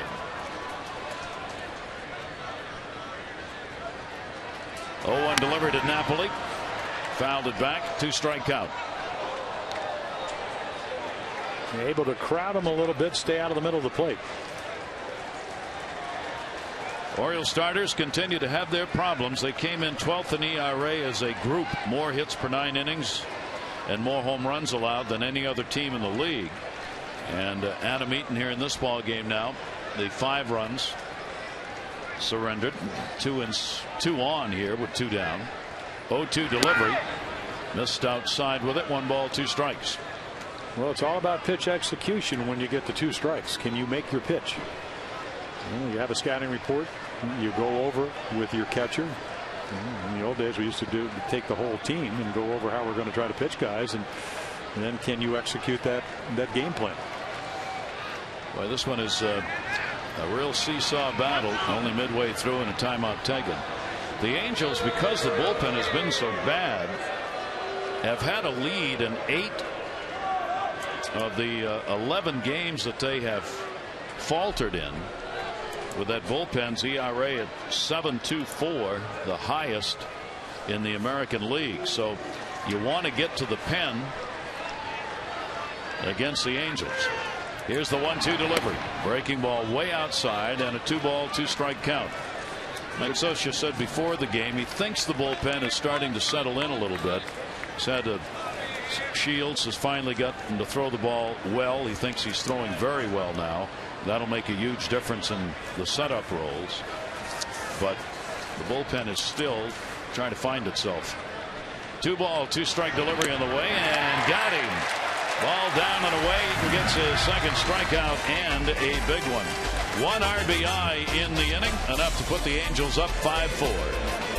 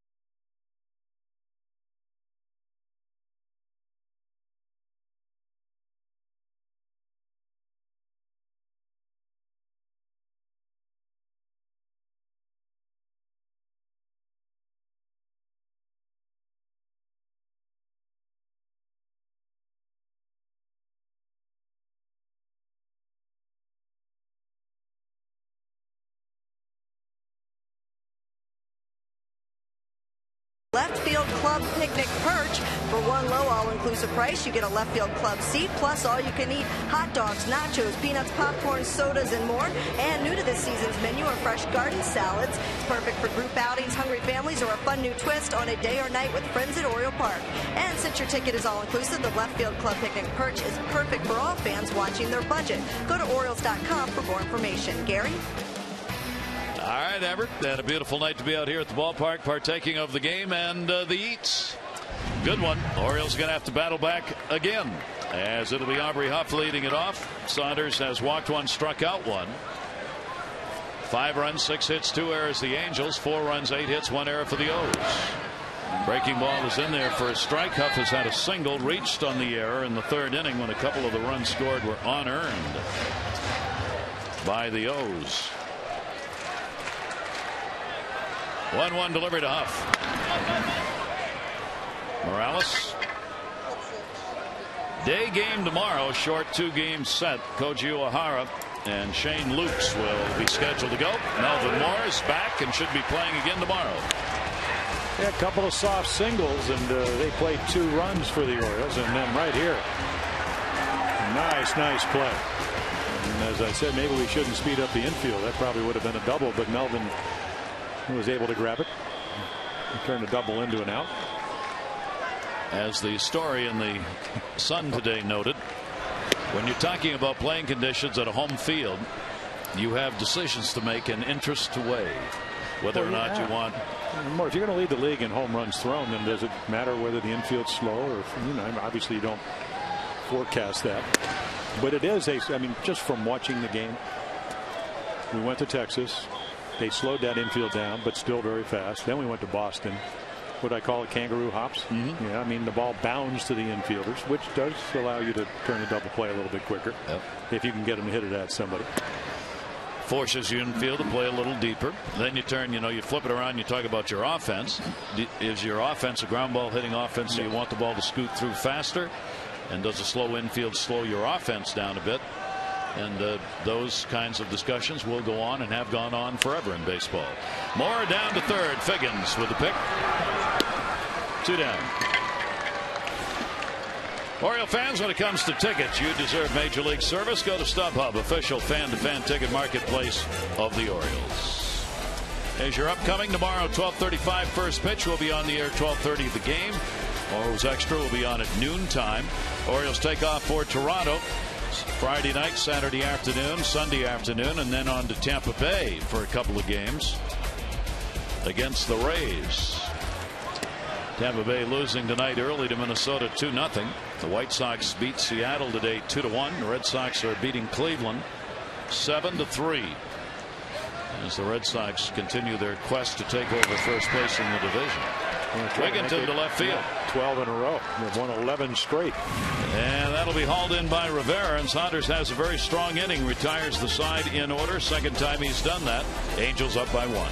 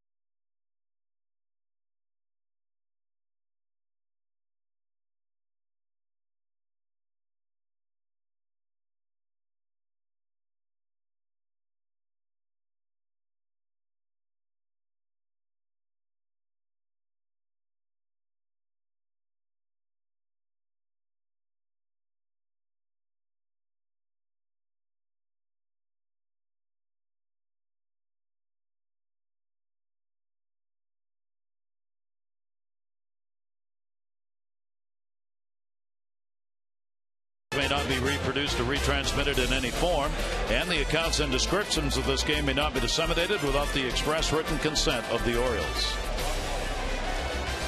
A 5-4 Angels lead. The Angels won the series last year, 6 out of 9. They have won the series against the Orioles for the last 5 years, as this Angels team has won the 4 division titles. Yeah, the Orioles with a 4-2 lead at the time, and then 3 or 4 breaking balls. The fourth one ends up in deep left center field to tie it up. Kendrick, his 3rd home run, 1 for 2 in the ball game. A 5-game hit streak now for Kendrick. Mike Scioscia said before the game, talking with him, that he said, I think our bats have come on track a little bit. We're starting to hit the ball harder now, swinging up and down the lineup a lot better. So he sees things getting back together. He said, I can't wait for some roster changes. 2-1 delivery, hit high in the air, center field. Two-handed catch made. That's the way you do it.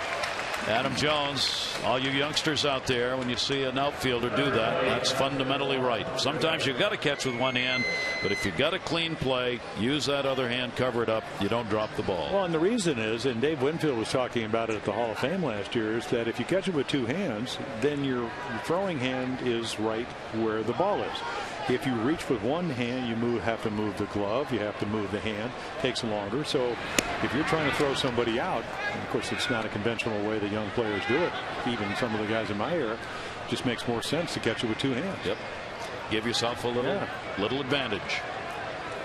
One down here. Rivera. Juan Rivera fouls that one back. He has drawn a walk and flied out.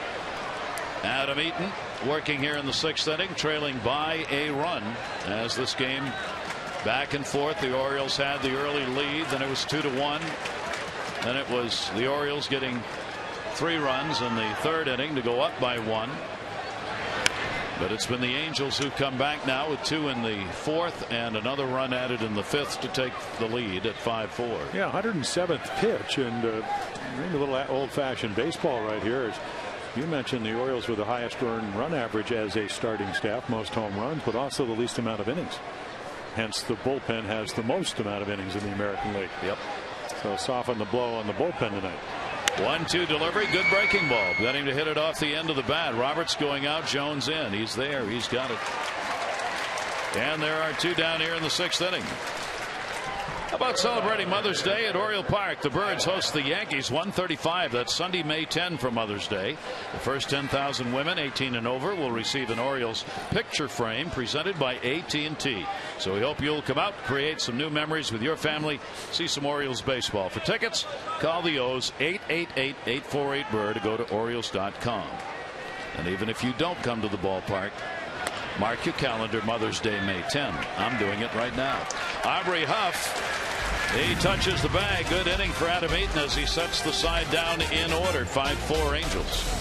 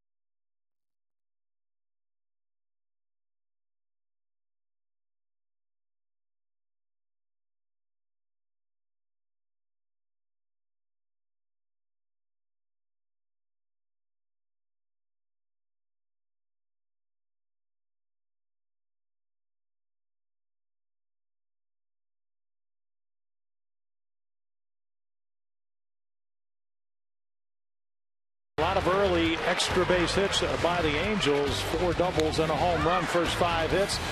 Orioles will take a lead right here. A couple of unearned runs as they get 3 in the 3rd. Ty Wigington with a nice at bat, and then for the Orioles ahead 4-2. Howie Kendrick 2-run shot to tie it up, and they will get a RBI single, actually out by Torrey Hunter to go ahead the Angels. So amazing. Here we are in the bottom of the 6th inning. Both starting pitchers still in the game. I honestly believe that's headed in that direction, and Nolan Ryan's going to be the reason. 1-0 count. Joe Saunders working, and the pitch will be taken away. Lou Montañez today received his Triple Crown MVP award from the Eastern League. Boy, what a great year he had last year. He rocks that one. Hunter going back, and the Gold Glover is there to put it away. Yeah, wrong guy. Yep. Hit it awfully well, though. Montañez led the Eastern League with a .335 average, 26 home runs, and 97 RBIs. Only the 5th player in a long history in that league, and the first one since 1976 to win the Triple Crown. And Montañez honored for that work last year here at the ballpark tonight. Great year. Yeah, marvelous year. And Joe Saunders not afraid of pitching to contact. 8-time Gold Glove, runs it down. Never made an error all last year to Torrey Hunter. Craig's on. He screamed one into right field. Abreu caught it early on. So part of the game plan is to trust your stuff, change speeds. We've seen Saunders do that. Saunders last year with a 17-7 season. In the games he started, the Angels went 23-8 in the 31 games he started last year. That's a tremendous record. They won 23. He won 17 of them. Well, don't you think that when the Orioles signed Brian Mattis last year that they envisioned maybe somebody like Saunders? I don't know if he's going to throw quite as hard. For Saunders around 88 to 91, but a feel, good changeup. You know, everybody said he had a great changeup and the best curveball in the draft. That one to center field again. Hunter will get underneath this one, and Zahn retired, 2 down. Yeah, the little guys don't want to put the ball in the air. And Zahn, one of those guys. He wants to. Of course, he's frustrated because last time he hit a screamer right, and Abreu came in and made a sliding catch. So nothing paying off for him offensively so far tonight. 2 pitchers settling down here in the middle innings as Eaton retired the side in order in the 6th, and here in the bottom half, 2 away, nobody on, with his Torres coming up. The double picked up in the 4th inning, and he grounded out. There's a big double play made on his Torres on a ball hit to right by Brian Roberts as Torres was running to 3rd and got all the way down there in his belly and could not get back in time to second base and was tossed out. That took a leadoff double off the base paths in that 4th inning. 0-2 count, 2 away. As Torres hitting at .238 now. Saunders' pitch will be outside to him. 1 ball, 2 strikes. Old-fashioned pitcher, Joe Saunders. Only 27, but a little bit in, a little bit off. Big slow curveball. There's another changeup, trying to get you to reach, put the ball in play, strike you out if he has to. Has the capabilities of doing that. He's been a good April pitcher along with other months, but he realizes that the season actually does start with game 1. He's got 9 wins in the month of April since 07. Only Roy Halladay has more. Jim and I were talking about that before the game for pitchers, as Jim used to do. Hey, those wins in April, same numbers as you see when you look at it in September. Taken down the line, curving to the seats, and a foul ball. Oh, we told you Santana won 5. He was 5-0 last year. Saunders was 5-0. Obviously, the Angels on their way to 100 wins got off to a good start, which has not been the case because of injuries. Of course, they started slow offensively, too. But again, as a team, if you could get it in your minds that a win in April means the same as in late September or early October if the season goes into that, that's a great mantra to have. 3-2 delivery on the way, and that one in the air to left field. That one over near the line as well, and that will be in the first row for a souvenir. You listen to the starting rotation for this Angels team, and you go, what?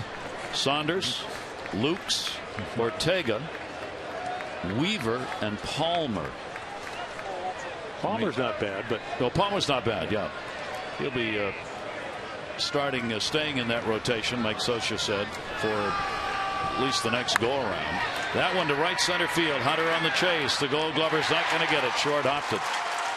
Well, the thing about when you talk about Lukes and Ortega and Palmer, they have yet to win a game in the major leagues. So you go from guys like Santana with 16 and Lackey, who'd only won 12 last year because he was hurt, but can win 16 to 18. It's a big fall off. And then Escobar, he was trying to come back from that shoulder surgery, and then he had to kind of take a step back. So they hope he'll be back in June.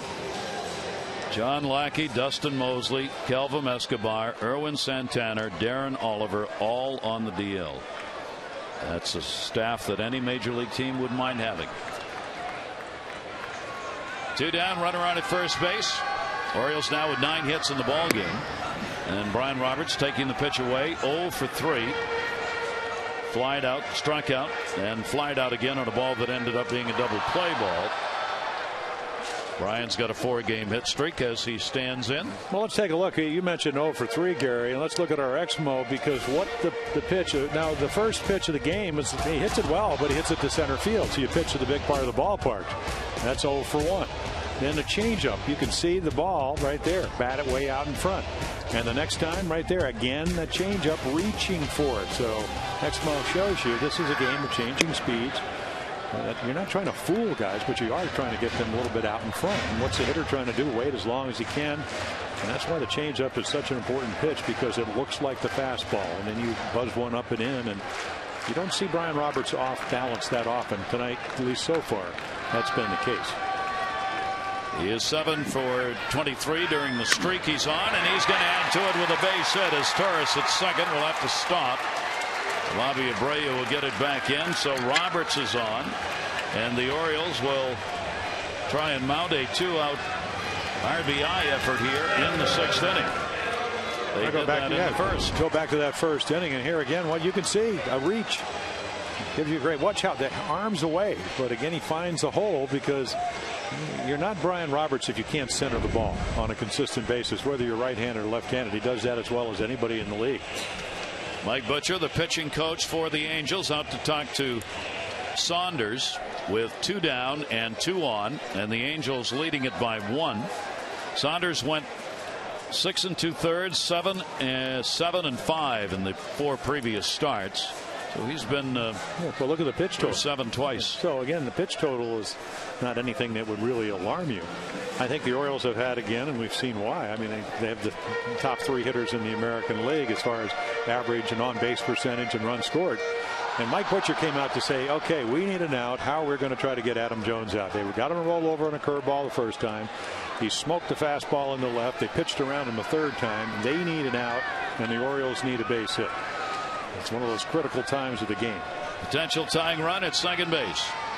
Adam Jones will take the pitch down low.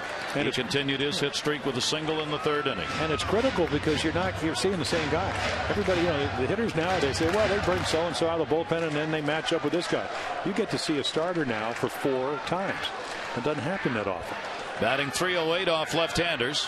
1-0 delivery to him. Adam will take the pitch away. Saunders falls behind 2-0. Warm-up action in the bullpen. Mulger gets up to throw. And the Orioles want to get there. That has been the underbelly so far for the Angels. That pen, a 2-0 count. As Torres and Roberts, the base runners, 10 hits on the board for the O's. Jones on the 2-0, grounds it to second base. Force at second. The flip there, Kendrick to Ibar, and that'll do it. No runs, 2 hits, no errors. 2 are left on base. 6 complete with the Angels leading by 1.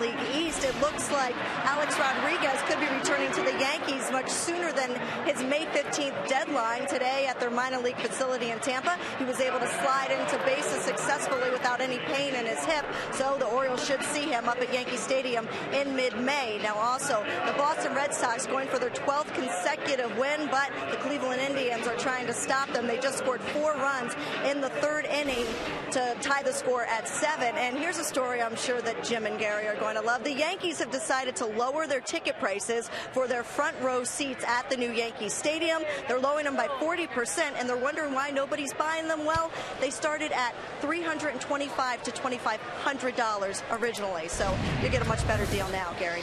I guess some money's better than none, Amber, on that. And they got tired of seeing all the empty seats being put on television and pictures being taken of it. They weren't real happy about that. Well, what's wrong with spending $5,250 for 2 to sit behind the dugout at Yankee Stadium? A lot. 1-0 delivery on a check swing. Can't get around on it. Figgins has had a single, a walk, flied out, has scored twice, and has stolen 2 bases. Jamie Walker's come out of the bullpen now. Adam Eaton out, giving up 5 runs on 6 hits with 4 walks, 1 intentional, 2 strikeouts. Showed bunt. Takes the pitch inside. Top of the order for the Angels. So Jamie, this will be his 8th appearance. 5 hits in 3 1/3 innings. I guess the irony is against lefties. He's supposed to be a left-handed specialist. They're 4 for 8, but righties, and you'll see a couple of right-handers leading off right here. They're only 1 for 5. John Figgins hit it hard. Center field. Jones backing. Did not get a good jump on that one. It'll be off the base of the wall. Figgins thinking about 3. He's going to try for it. Here's the relay throw to 3rd, and Morris got him. He is out of there. Brian Roberts.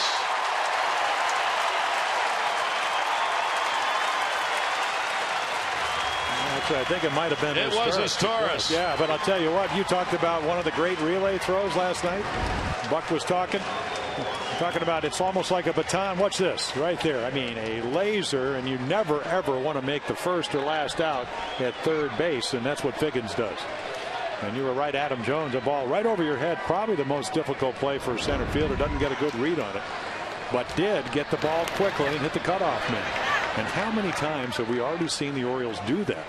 You know, again, pitching's been a struggle, and they've got 20 unearned runs, but as far as relays, they have executed about as well as I've ever seen an Oriole team do it.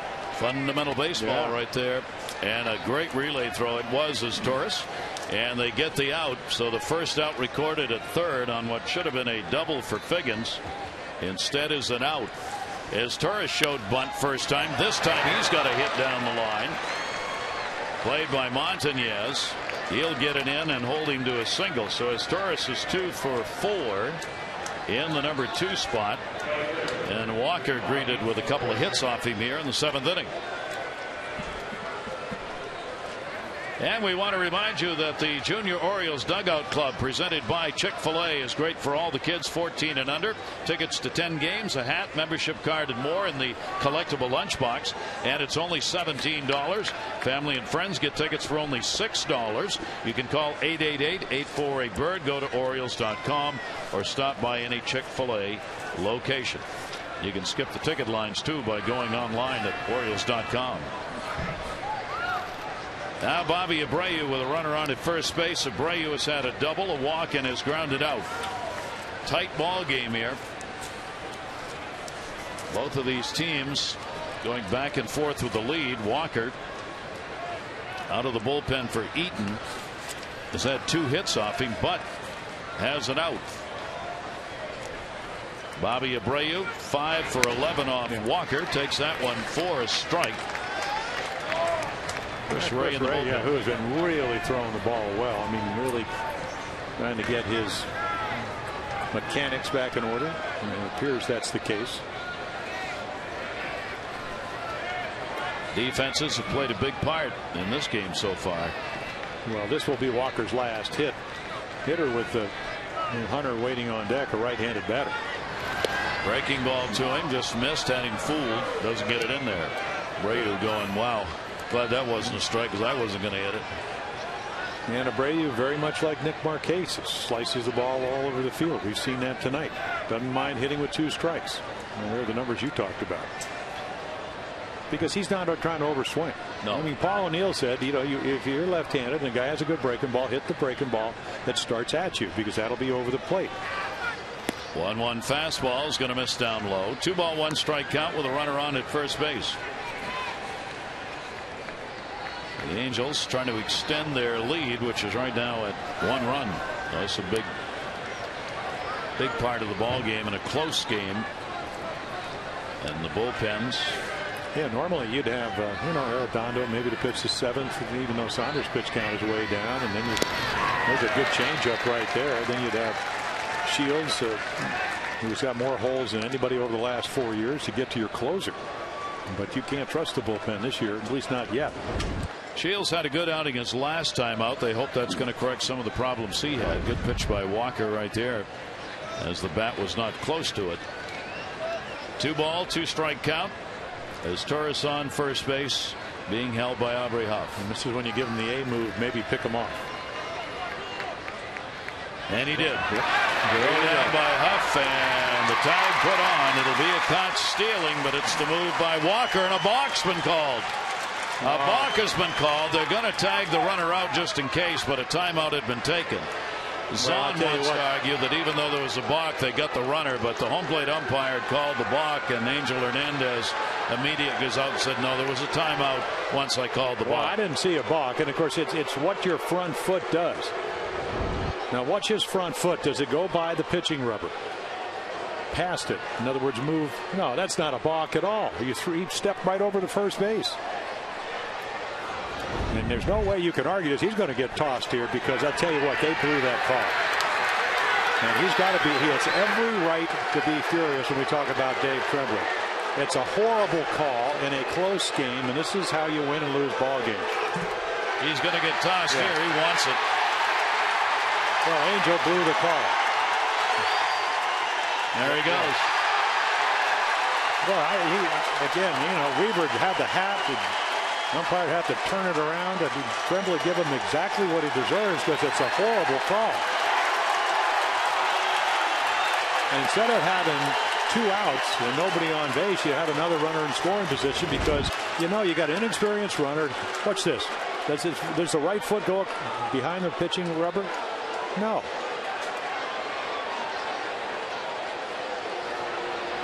So the runner at second base in what could be a very big call in the ball game. Dave Tremblay thrown out.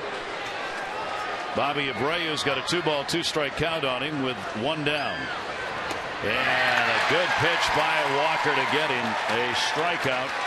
And there are 2 away. Well, the inning's over. A big sweeping breaking ball. And a good one. And that will be it for Walker, with Hunter coming up. Should be out of the inning. And Dave Joust is back as the bench coach. Don Warner had taken his place last night. Of course, Dave won't say much. He had his tonsils out. Didn't think he was going to be back that quickly. With Dave Joust back, he goes out and makes the move. Now there are 2 down, runner at second base. A 5-4 Angels lead in the 7th.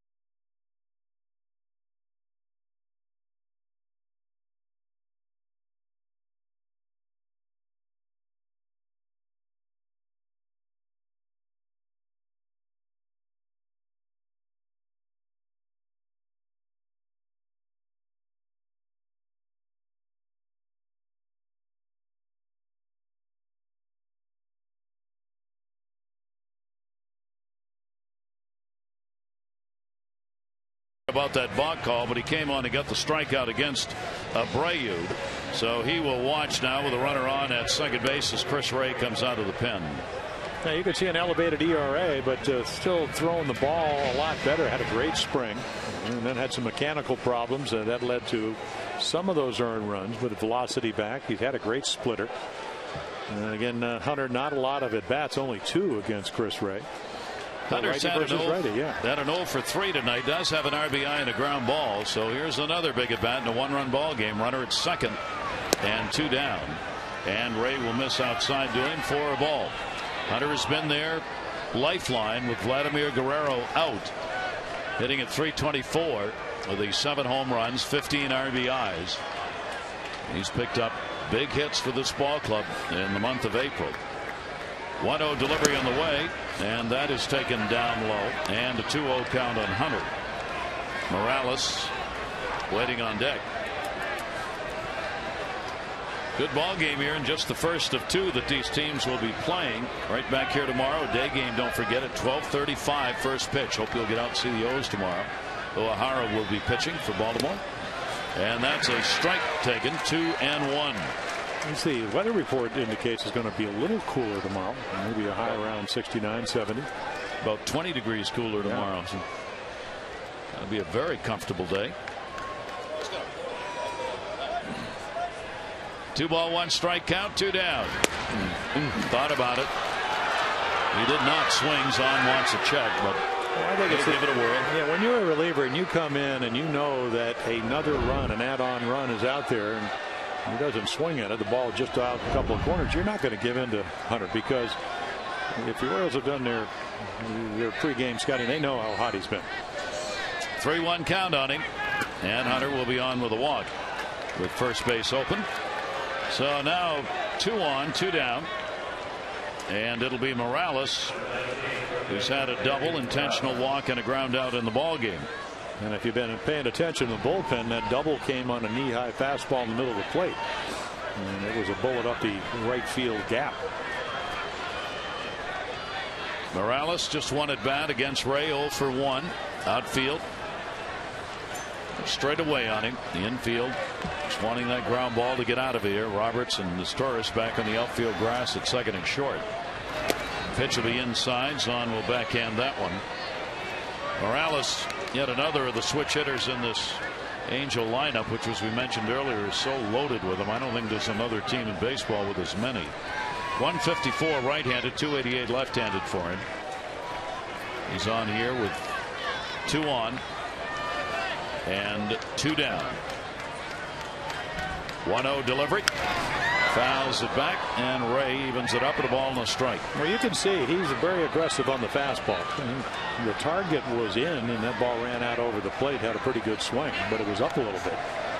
And of course, he will get to play, after proving. I mean, AAA last year, 341. Of course, he did that the last 2 years. Of course, he got a lot of at bats, 317 last year, hit 15 home runs. Waiting for his chance, and with Teixeira gone, he's got it. And he rips it into the corner. That's going to go all the way to the wall. Nestoris will come around to score. Hunter's going to be waved home. Another relay throw coming to the plate, off the mark. Got a chance for the out at third, and they will get it. But it will be a double for Morales and 2 RBIs to extend the lead to 7-4. 7th inning stretch time, brought to you by Jack Daniel's Tennessee Whiskey. Please drink responsibly.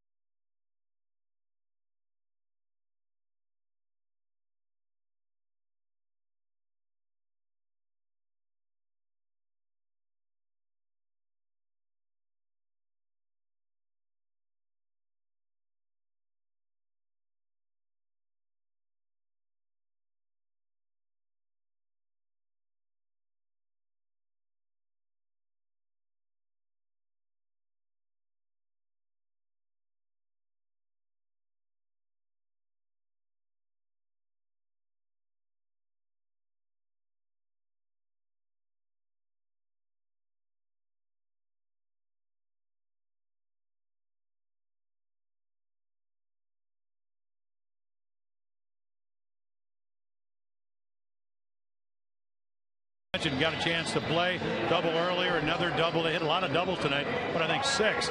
But again, the umpiring call, I don't want to get on Angel Hernandez, but it appeared he missed the call. Would have been out of the infield or out of the inning, and it's a lot easier to win when you're only 1 run down. Now all of a sudden the bullpen, which is the worst in baseball for the Angels, has a chance with a 3-run lead, and a lot easier to hold that lead, especially when you have a hard thrower like Jose Arredondo coming in.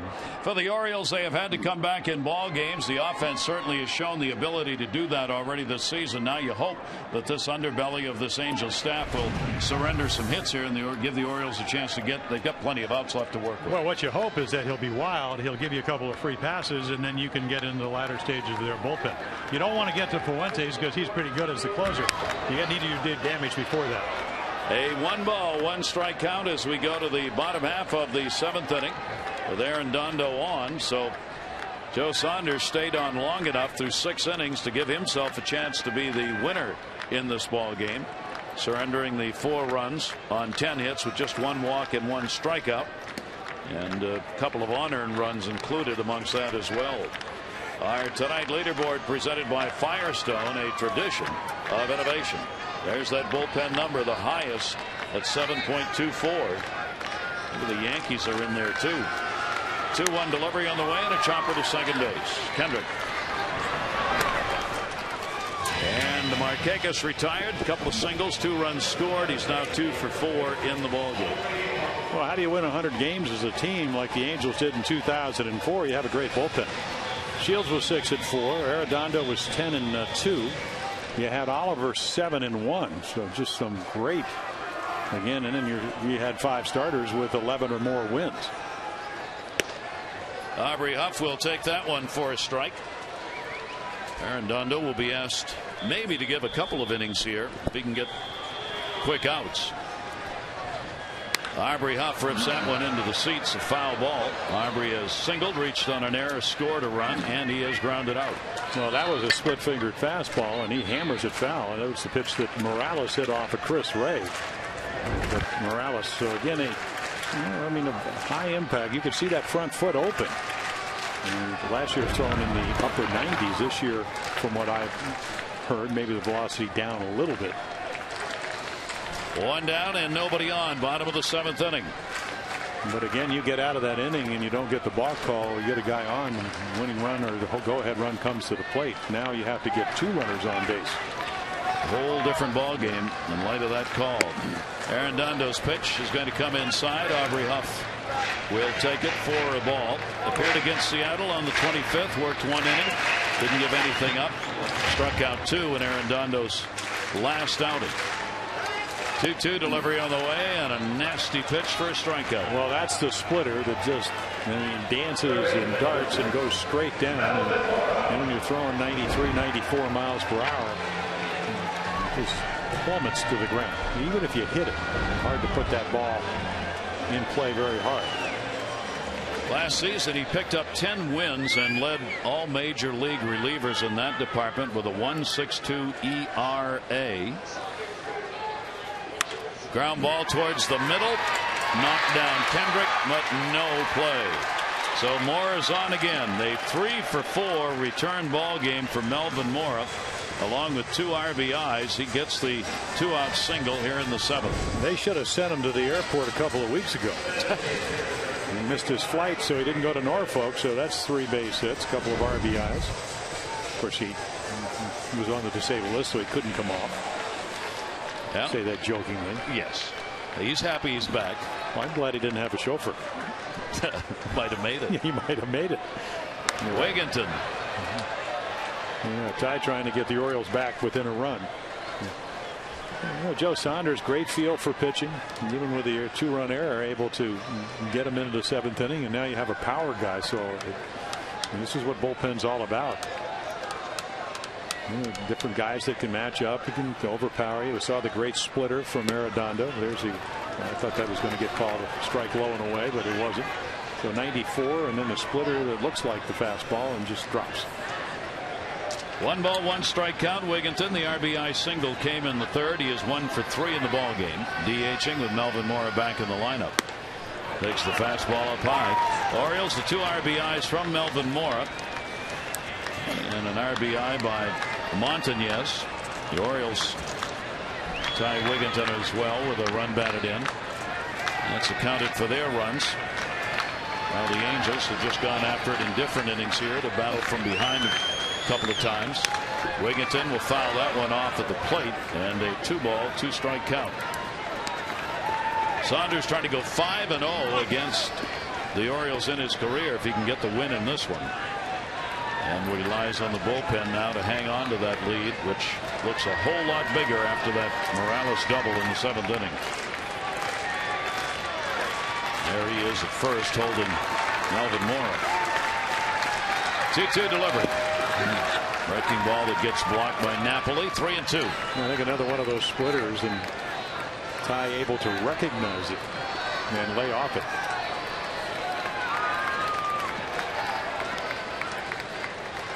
The amazing thing about Arredondo is that Jose didn't really walk a lot of guys. 61 innings, only 22 walks, 55 strikeouts, but again, only 42 hits, so he can be overpowering. 3-2. There goes the runner. Swung on and missed, and that will do it. So no runs on 1 hit, no errors, and 1 left on. 7 complete. Angels lead at 7-4.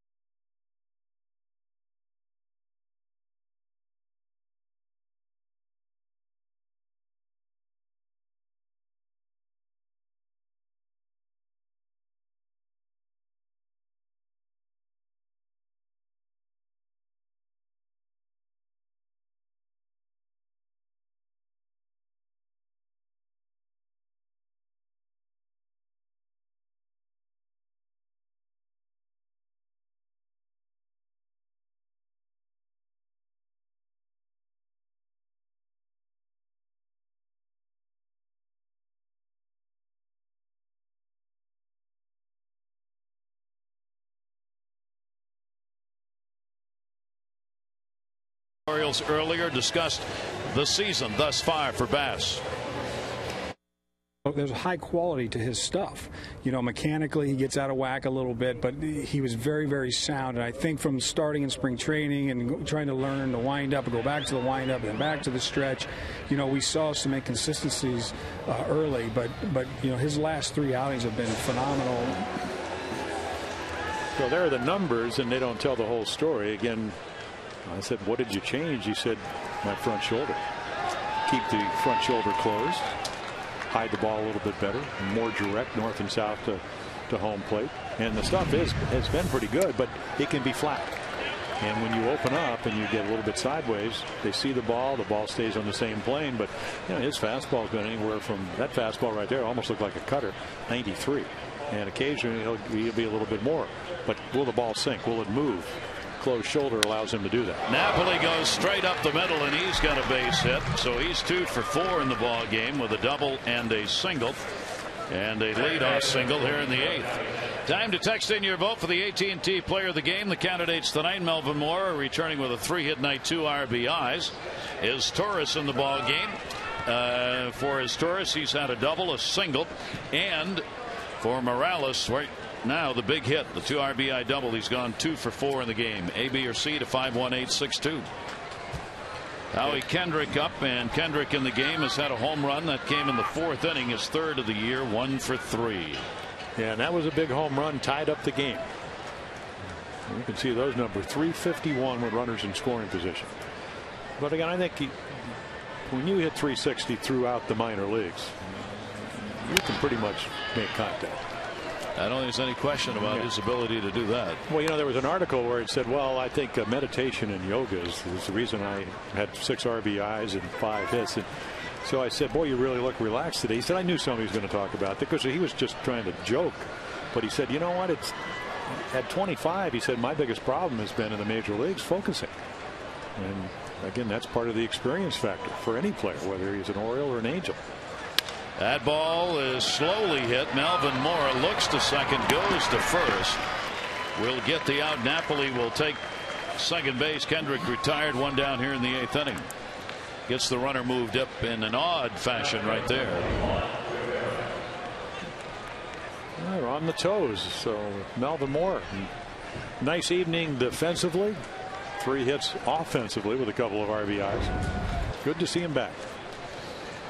And also, obviously, he's going to help the bench of the Orioles, which they have been short of for a couple of games. Now Juan Rivera. Rivera's walked and flied out twice, and Bass will have a discussion here with Zahn with the runner at second base and 1 away. That is one of those big tack-on runs sitting out there in the 8th inning. Well, the 2 in the 7th really hurt too. So it looked like the Orioles were out of the inning. Jamie Walker held the ball, picked off Meiser as tourist, and they called it a balk. And that changed the whole inning. 1 away, leaned away, and it was a strike on the outside corner. I mean, they still had to get the double by Morales, but it did allow the inning to stay alive. It's like giving them an extra out. They took advantage of it. Rivera's got a new 3-year deal through 2011. He's hit safely in 4 in a row and 8 of the last 9 coming in. He has not had a hit yet in this ball game, batting at .298 and a big RBI potential out there at second base. Angels trying to work their way back, and you get the feeling once the players start coming off the DL and once things settle in off the field with all they've had to go through, they will be moving up the ladder yet one more time. 1-1 delivery, and again the outside corner with that stride he takes away from the plate. It's 1-2. Well, they know how to win. I mean, you know, they have some young players. Hopefully they'll stay healthy. I mean, Rivera with a broken leg didn't play a lot, but it's all about pitching and defense. And they feel, of course, they just came from playing Seattle. Seattle's an improved club. Of course, they will tell you we never figured out how they played so poorly last year. But neither did the Angels. Neither did Seattle. I mean, what, 100 losses with over, what, $115 million payroll? And they were supposed to contend, yeah, and never quite got there. 2 ball, 2 strike count. With the mark here in April, the Angels know they will have a losing month. They haven't had one of those sub 500 months since June of 2006. Well, that's 15 straight months. Throw down to second base for the pickoff. Roberts came over to cover, not in time. Napoli back. And that tells you how well they played. I mean, you go 15 months without being under 500. That's been their MO under Mike Scioscia, as was true when he played with the Dodgers. It's the number of games you can get over 500 and you never let up. You start the first month to try and get 3, 4, 5 games over, then you try and get to 10, then to 15, then to 20. 3-2 delivery fouled off, and you end up with 100 wins and 62 losses, as they did last year. Well, his former manager used to always say, you know, even if you win 100 games, you're going to lose 62. Tommy Lasorda, he said, well, let's get him out of the way. So, yeah, who cares if you get him out of the way early or late? I mean, that's, of course, that's Tommy being funny and flippant and whatever, but think about it. If you're going to win 100, you still have to lose 62 games. They all count, don't they? 3 ball, 2 strike count. Runner off second base. That one hard to short. Knocked down as Torres. He'll have no play. He'll hold the runner at third. Rivera will get an infield hit on that. And threatening again are the Angels, with runners at first and third and 1 down here in the top of the 8th. Well, one of the harder ground balls, and it's kind of like a line drive, except it hits the grass. And we saw Caesar do this earlier on.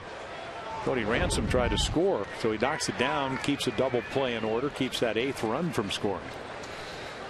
Only 1 down. Ibar's job to get that runner in from third. Eric Ibar batting 9th, switch hitter, 0 for 3 in the game, hitting .240 on the season. Ibar has just come off a 6-game hit streak. Swings and misses on that one. Now you wonder if this isn't one of those squeeze situations. You know, maybe a safety squeeze to have the double play, maybe get the runner in. Lead runner Napoli. Of course, not a lot of speed at third, so that may not play into the hand of Mike Scioscia, who manages the Angels. Ibar, there's the pick. They step to third, look to first. Rivera not going anywhere at first base. Ibar with great speed. And, you know, he had 23 infield hits, 9 bunt hits. You can sacrifice. Had 9 of those last year. Also 5 triples. So he's a speedster. Hard to double up. 0-1 count on him. Grounded down to first, foul. Third base coach making sure that the Orioles are taking a long look. Dino Abel, who coaches down there, each time walks down the line, make sure he gets the hitter's attention and the runner at first, then goes over and talks to the runner at third. All of this may mean absolutely nothing as far as anything being on, but it sure gains your attention. A 2-strike count.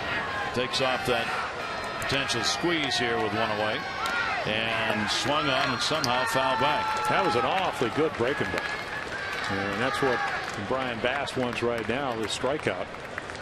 A sweeping curveball. One thing about Greg Zahn, and I was telling Zahny today, until you see a catcher every day, we get to see him through the first 3 weeks of the season, you don't realize how good a defensive catcher he is as far as blocking balls. All the time in the dirt. 0-2 the count. And slapped down the third and foul as he wanted to make sure and didn't want to strike out, so went after one that may have been a little high, but he got the bat on it. Kind of interested they play for the double play because it's just hard to double up. You know, down by 3, you'd think you'd maybe want to cut off a run at the plate.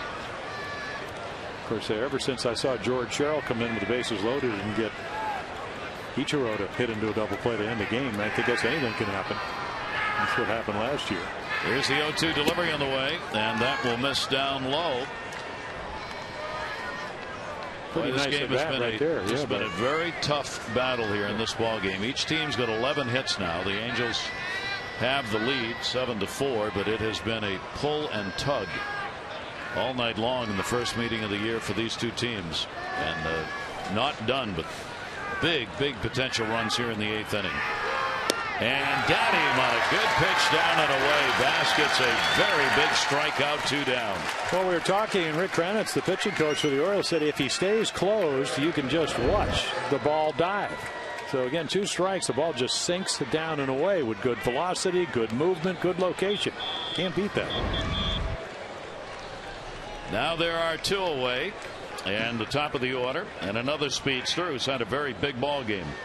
Sean Figgins walked, stole, and scored in the 3rd. Singled, stole, scored in the 5th. Doubled, and got thrown out at 3rd in the 7th.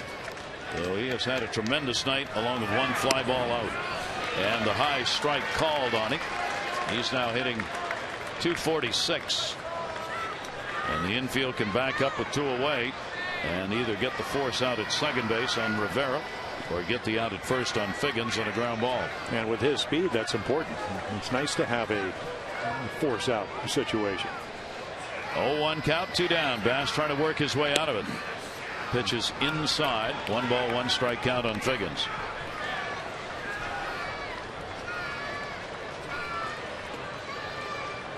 Well, the mechanical change is pretty simple. It's just pretending that front shoulder is your steering wheel and have it go whatever direction you want the ball to go in.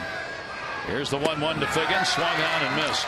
Got some dip on that pitch tonight, and it's 1-2. I thought that was a changeup. And then when you're throwing 92, 93, and you pull the string, we saw Joe Saunders use that pitcher so effectively. He really slowed down some of the Orioles' bats tonight. Great arm angle, great.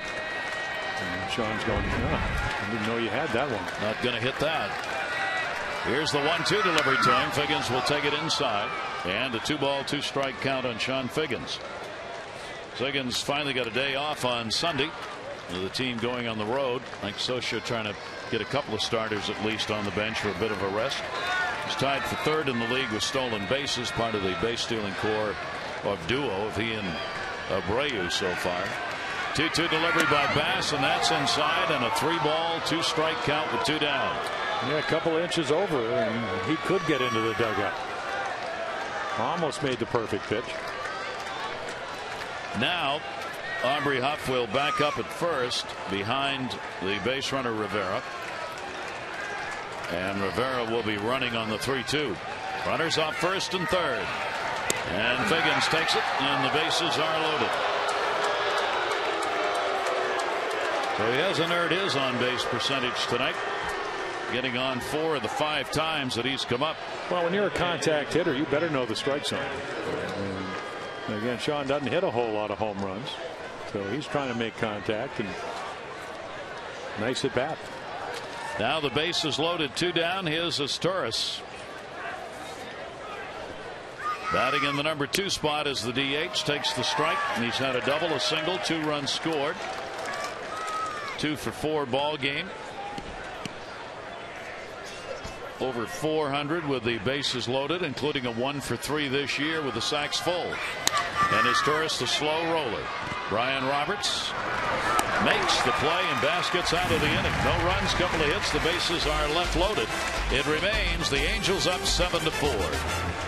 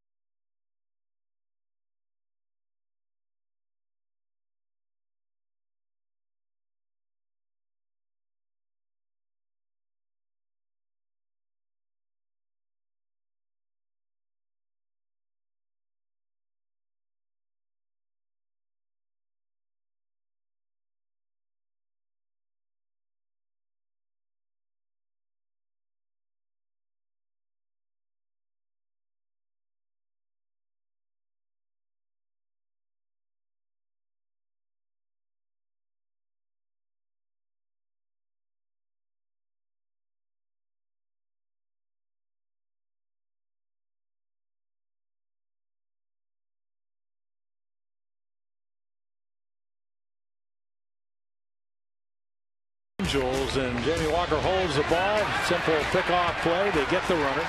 There's Torres out, but they call the balk. Dave Tremblay comes out and is furious, as he should. Chris Ray comes in and walks Hunter, and then Morales with a 2-run double to really change the complexion of this game. 5-4 to 7-4 as the Orioles come up bottom of the lineup here in the 8th inning. Out of the bullpen, it is Scott Shields, one of the game's best hold players. He's had a tough start, good outing his last time out, though. The ERA way up there, and you see the 8 earned runs on 7 hits in 6 2/3 innings. He did, however, earn his 21st save of his career on the 10th against Boston. And Mike Scioscia said, I think he's back to throwing the baseball the way we need him to throw it. Well, good to see, at least in this one. Yeah, did not have command early on the weekend with his breaking ball. And again, you know, talking to Mike Butcher, the pitching coach, he was in the WBC, and of course wanted to go, and why not, but didn't maybe have the regular work. And of course the Orioles need base runners, and you know, the Angels, I mean, this is a guy that the last 3 years has had more holds in the last 3 seasons than anybody. 31 last year. And how do you get saves? You have to have somebody get you to your closer, and that's been his job. And he's done a terrific job. Power curveball, you know, usually fastball anywhere from 92 to occasionally 94. Montañez will take it for a strike. He has picked up an RBI and a sac fly. Officially 0-4-2. Shields with a 3-ball, 1-strike count. Bottom of the order up against him, and there's one that the Orioles needed, as Montañez will draw the walk, only the second surrendered by the 3 Angel pitchers. Saunders gave up 4 runs, 2 earned, 10 hits over 6. Arredondo worked an inning, gave up just 1 hit, struck out 2, and now Shields on. And we'll see whether or not this bullpen does what it has done this year, and that's cough up leads. Here is Zahn. Zahn is 0 for 3, 2 fly ball outs and is grounded out. Turn around and bat left-handed here, and 5 in a row out of the strike zone, and Napoli's going to go outside. Well, what I see is just the fact that you get a little side to side, and the ball, not that you want it to be straight, but you don't want it cutting as much as his ball is cutting. So again, release point's so important if you're going to throw quality strikes, and that's probably been one of the problems. Everybody talks, Gary, I mean, 64, 71, 74, 78 the last 4 years as far as appearances, so a lot of work. Here's the 1-0 delivery on the way. Zahn will foul it away. Over the last 5 years, his 425 innings are the most by any reliever in the majors, and 432 strikeouts in 425 innings. That's a lot of Ks for Shields. But of late here in the first month of this season, it's gone exactly the other way against him. And a very low earned run average, under 3 runs a game. That's way outside. Yeah, so again, just mechanics go awry, and maybe it was the WBC where you didn't get the regular work and you couldn't get through spring training with the bullpens and the preparation. Scott says no. Yeah. 2 ball, 1 strike count. Runner off first base. And Zahn will take it for a strike. I mean, he's been the type of reliever that would throw that big overhand curveball in any count and get it over. Doesn't throw a lot of home runs. I mean, 6 last year in 63 innings. Doesn't walk a lot of guys. Maybe the walks were up a little bit last year, but not a lot.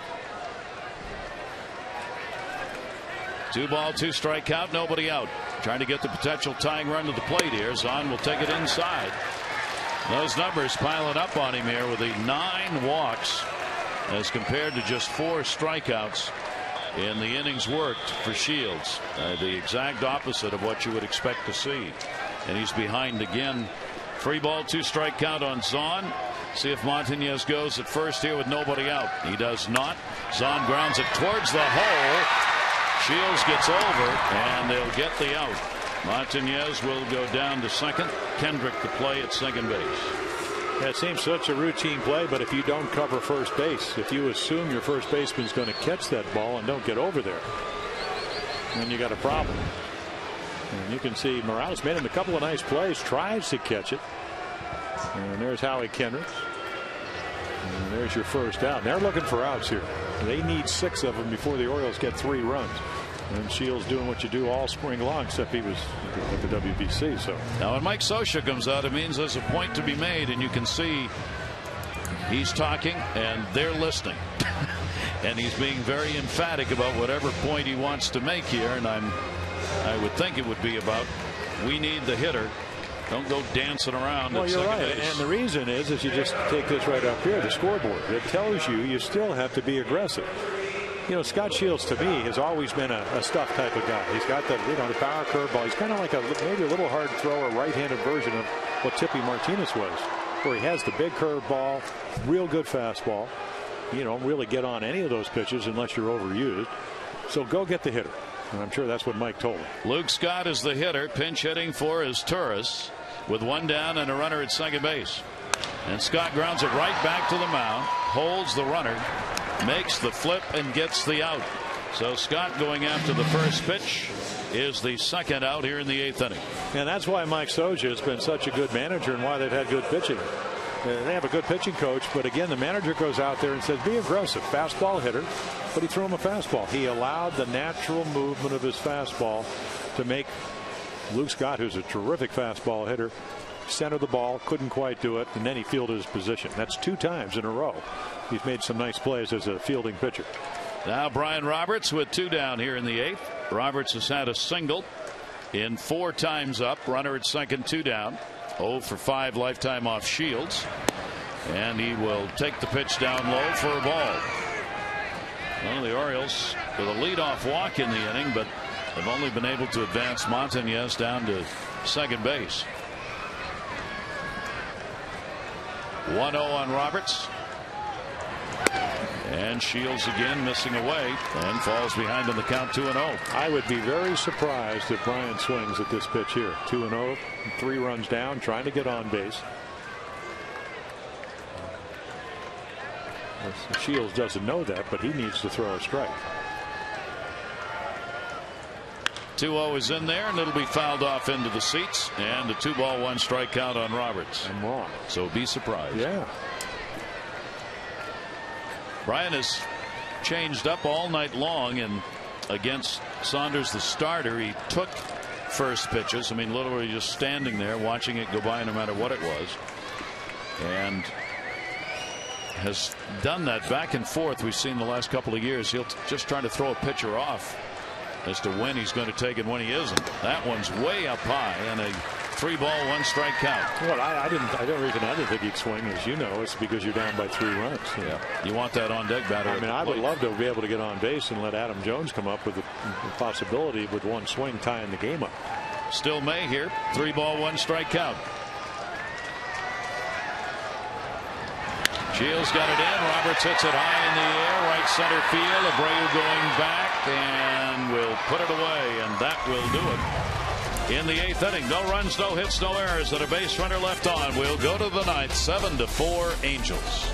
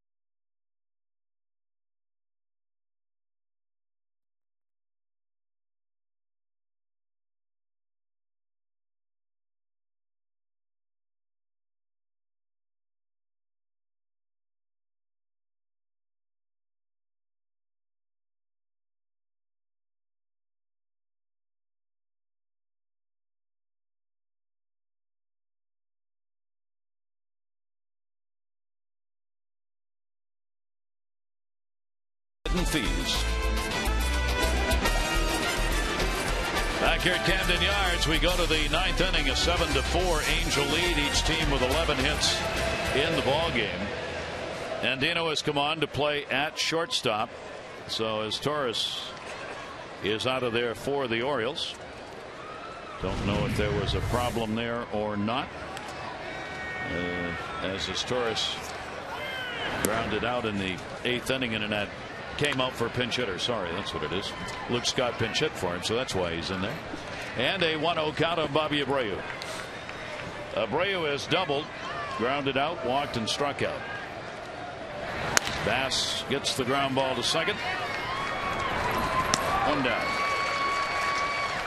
Let's update you on your voting for the AT&T Player of the Game. Melvin Moore away on top in his comeback game with the 3 hits and 2 RBIs. You can still text in your vote, A, B, or C, 51862. The results coming up on O's Extra on the postgame show. 1 down here in the top of the 9th. Hunter and Morales will be due up against Bass. Torrey Hunter walked and scored in the 7th inning on the Morales 2 RBI double in an inning that will be talked about. That was continued because of the balk called against Jamie Walker that sure didn't look like it was a balk. 1-0 delivery fouled off his foot in the batter's box. 1-1. Well, I always thought that a balk was called when you tried, as we look at Brian Fuentes, who's going to be the closer. You can see a very distinctive windup. A little short armor lefty. 88 looks like about 95 because of deception. But I always thought a balk was about deceiving the runner. I mean, Jamie held the ball, stepped right over towards first. I'll be interested to see if he calls after the game, if Angel Hernandez is asked, whether or not he says the balk was a foot going behind the rubber, or whether he says Walker made a move. Well, to we the know plate. the foot didn't go behind the rubber, and I'm surprised. Normally, balks are called by the first base umpire, Bill Wilkie. In this case, his brother Tim across the diamond. 1-2, swung on, foul tipped, and got him. Bass gets his second strikeout, 2 away in the 9th inning. Well, the Orioles got Brian Bass from Minnesota. He pitched in a little over 40 games for them, and a slider, but at good enough speed. You can throw a high slider if you finish it, and he does. And of course, Torrey Hunter, one of the notorious high ball hitters out over the plate, doesn't catch up to that. And if you look at last year, Brian Bass came over from Minnesota because the Orioles had about 5 guys with shoulder problems, tired arms, and whatever. And now a chance to really be a major part. Started earlier on in his minor league career, so he could be your long guy, or he could be a guy that comes in and pitches in the 6th, 7th, 8th innings, or maybe the 6th or 7th, because you got Jimmy Johnson to pitch the 8th. 2 down here, 1-0 count on Kendry Morales, and Morales will foul it off at the plate. Morales with a big hit, 7th inning. He got the 2 out, 2 RBI double. He would be thrown out trying to take third base on it, but both had crossed the plate in the inning. Walker charged with a run on 2 hits and 2/3 of an inning. Chris Ray charged with a run on a hit in a 1/3 of an inning, and then Bass has been on since. Here's the 1-1 delivery. That one in the air, right field. Markakis and Jones. Jones wants it, and he's got it. So 1-2-3 inning for Bass. Now the Orioles 3 outs to work with. They'll have Jones, Markakis, and up. Due ups, bottom of the 9th.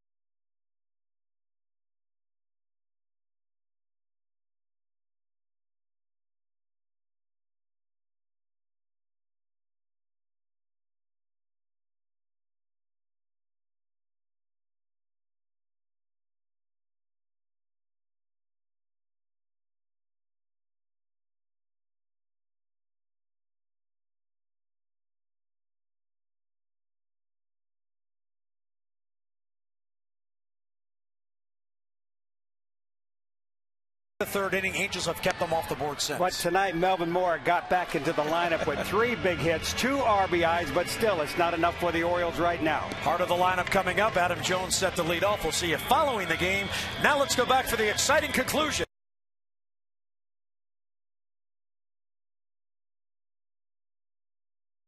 Fuentes, another one of the members of this bullpen who had a slow start, but he has picked it up, and coming out in the last 3 outings, he has not given up a run. The Orioles will hope he reverts to how he started. Well, he saved 26 out of the last 28 opportunities, and you can see again, very distinctive. Kind of short arms the ball, throws 3/4. Comes out, came over as a free agent from Colorado.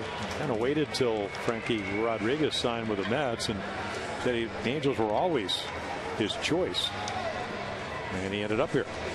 Pretty big shoes to fill, though. But 3-run, I don't know, it's never going to say a save's easy, but It's a lot easier with a 3-run lead than it is with a 1-run lead. Got a little room to work. Oh yeah. He has saved 26 out of 28 in his chances. Last year with the Rockies, went 1-5 with 30 saves and a 2.73 ERA. Left-handed closer. Jones will lead it off. Orioles need 3 to keep it going here in the bottom of the 9th, and a strike taken. Adam with a single, a walk, ground out, and the fielder's choice. Yeah, saw him throw strike out Adrian Beltre, and 88 looked like about 180 swung so late. Again, the deception, hide the ball, different arm angle. Kind of falls off the mound right at you.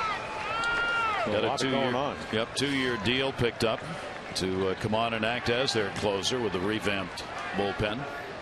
1-1 delivery to Adam Jones, floats that one away, and a 2-ball 1-strike count.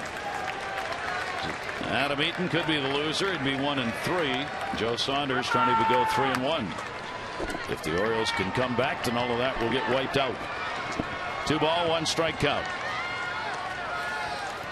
Jones will take that one to right field. It is deep. It is way back in the wall, and goodbye, home run. Adam Jones, his 4th of the year, makes it a 2-run ball game. Boy, was that ball smoked. 9 home runs last year. There's number 4 here in 2009. Going to be a big-time player, no doubt about it. And we saw Mike Young do it twice for the Rangers. One of them beat the Oriole closer the other night with 2 outs, 2 strikes in the ninth. This one even farther. And the other way. Well, first home run surrendered by Fuentes. Now Nick Markakis. That's just what we were talking about. With a 3-run lead, you can give up a solo shot. Yep. Well, again, you're behind him 2-1. You got a 3-run lead. You got to throw a strike. Adam took advantage of it, just like the inning should have been over. Morales still had to get the double. Now the Orioles need to get Markakis on and bring the potential tying run to the plate. Markakis 2 for 4, 2 singles, 2 runs scored. A 15-game hit streak for him. Nick is now hitting at .388 on the year. See, the lefties only hit .184 against him last year, but again, you have a very selective hitter at the plate. Fuentes is off the mark. So he falls behind again, and the count goes to 2 balls and 1 strike. Well, we saw a changeup. You talked about the pitch that floated outside. Got that one in with a heater. And a great location. He had 87, but the reaction of Nick Markakis, I mean, and again, it's a perfect pitch, up and in. And if you're ever going to say Nick Markakis has a hole, and all hitters have them, well, most of them have one. That's it, up and in. Here's the 2-2 delivery. Markakis will fight it off and keep the at-bat alive with Aubrey Huff waiting on deck. It's the problem for guys like Nick who cover the plate so well. Can you get to that little hole? And some holes are the size of a 2x2 rectangle, and some are the size of a golf ball. Melvin Moore going to be a hero. He's in the hole over there. Here's the 2-2 delivery, and that's way outside. That sweeping pitch of his. He wants to tantalize Markakis with it, but it's so far away. Count goes to 3 balls and 2 strikes. He'll take a walk here if he can get it. Get Aubrey Huff up to the plate. Nobody out, 9th inning. Fuentes, the 3-2. And Markakis will pop that one up. Second base, Kendrick. 1 down. Now the perfect 3-2 pitch. You don't want to strike out. You don't want to get caught looking with the bat on your shoulder, and then he's able to get it on the inside corner up in the strike zone. Tough pitch to handle. 1 away, Aubrey Huff. Only 1 time up against Fuentes, an 0 for 1. Aubrey with a single in the ball game has reached on an error and scored. And breaking ball again is going to miss outside. 1 for 4 in the ball game for Huff. He came in 6th in RBIs in the American League to start today's play. 1-1. Yankees have exploded for 10 runs against Detroit. They lead at 10-0 in the 8th inning. In need of all they can get, maybe to protect their manager's job. Here's the 1-1 delivery. Down low, 2-1. So Fuentes continues to work behind. Orioles need to get one on, and they'll have that potential tying run come to the plate here in the bottom of the 9th. And Fuentes again outside with it, 3-1. And there is Melvin Mora.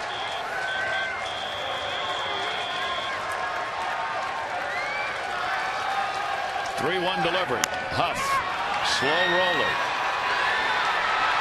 Fuentes gets over and makes a nice play as Morales got it to him, and Huff's retired, 2 down. Yeah, the first time I've had a chance to see Kendry Morales play first, and he's done a pretty nice job of fielding his position. But trying to get on base. There's ball 1. There's strike 1. There's ball 2. 3-1 hitters count right here. And again, just another good pitch with 3 balls by Fuentes to get the out. And there's Morales, but just the way you practice it. One step ahead. And Fuentes pointing with the umpire. I have it. It's out number 2. 2 down. Here's Melvin Mora. And a strike on the outside corner. A 3-for-4 return game for Melvin, including 2 RBIs. Wigginton, Montañez, Jones with a home run here. Had the RBIs for the Orioles tonight, but the Angels have the 2-run lead, and Mora late on that one, and an 0-2 count. Tomorrow afternoon, right back here at 12:35. It is a day game tomorrow. Orioles trying to get this game extended. Ty Wigginton hoping for an at-bat as he waits on deck. 0-2 delivery. Got him. Strike 3 called as Melvin just waves it off. He's having a word with Angel Hernandez. And that is the ball game, and it's 7-5 Angels.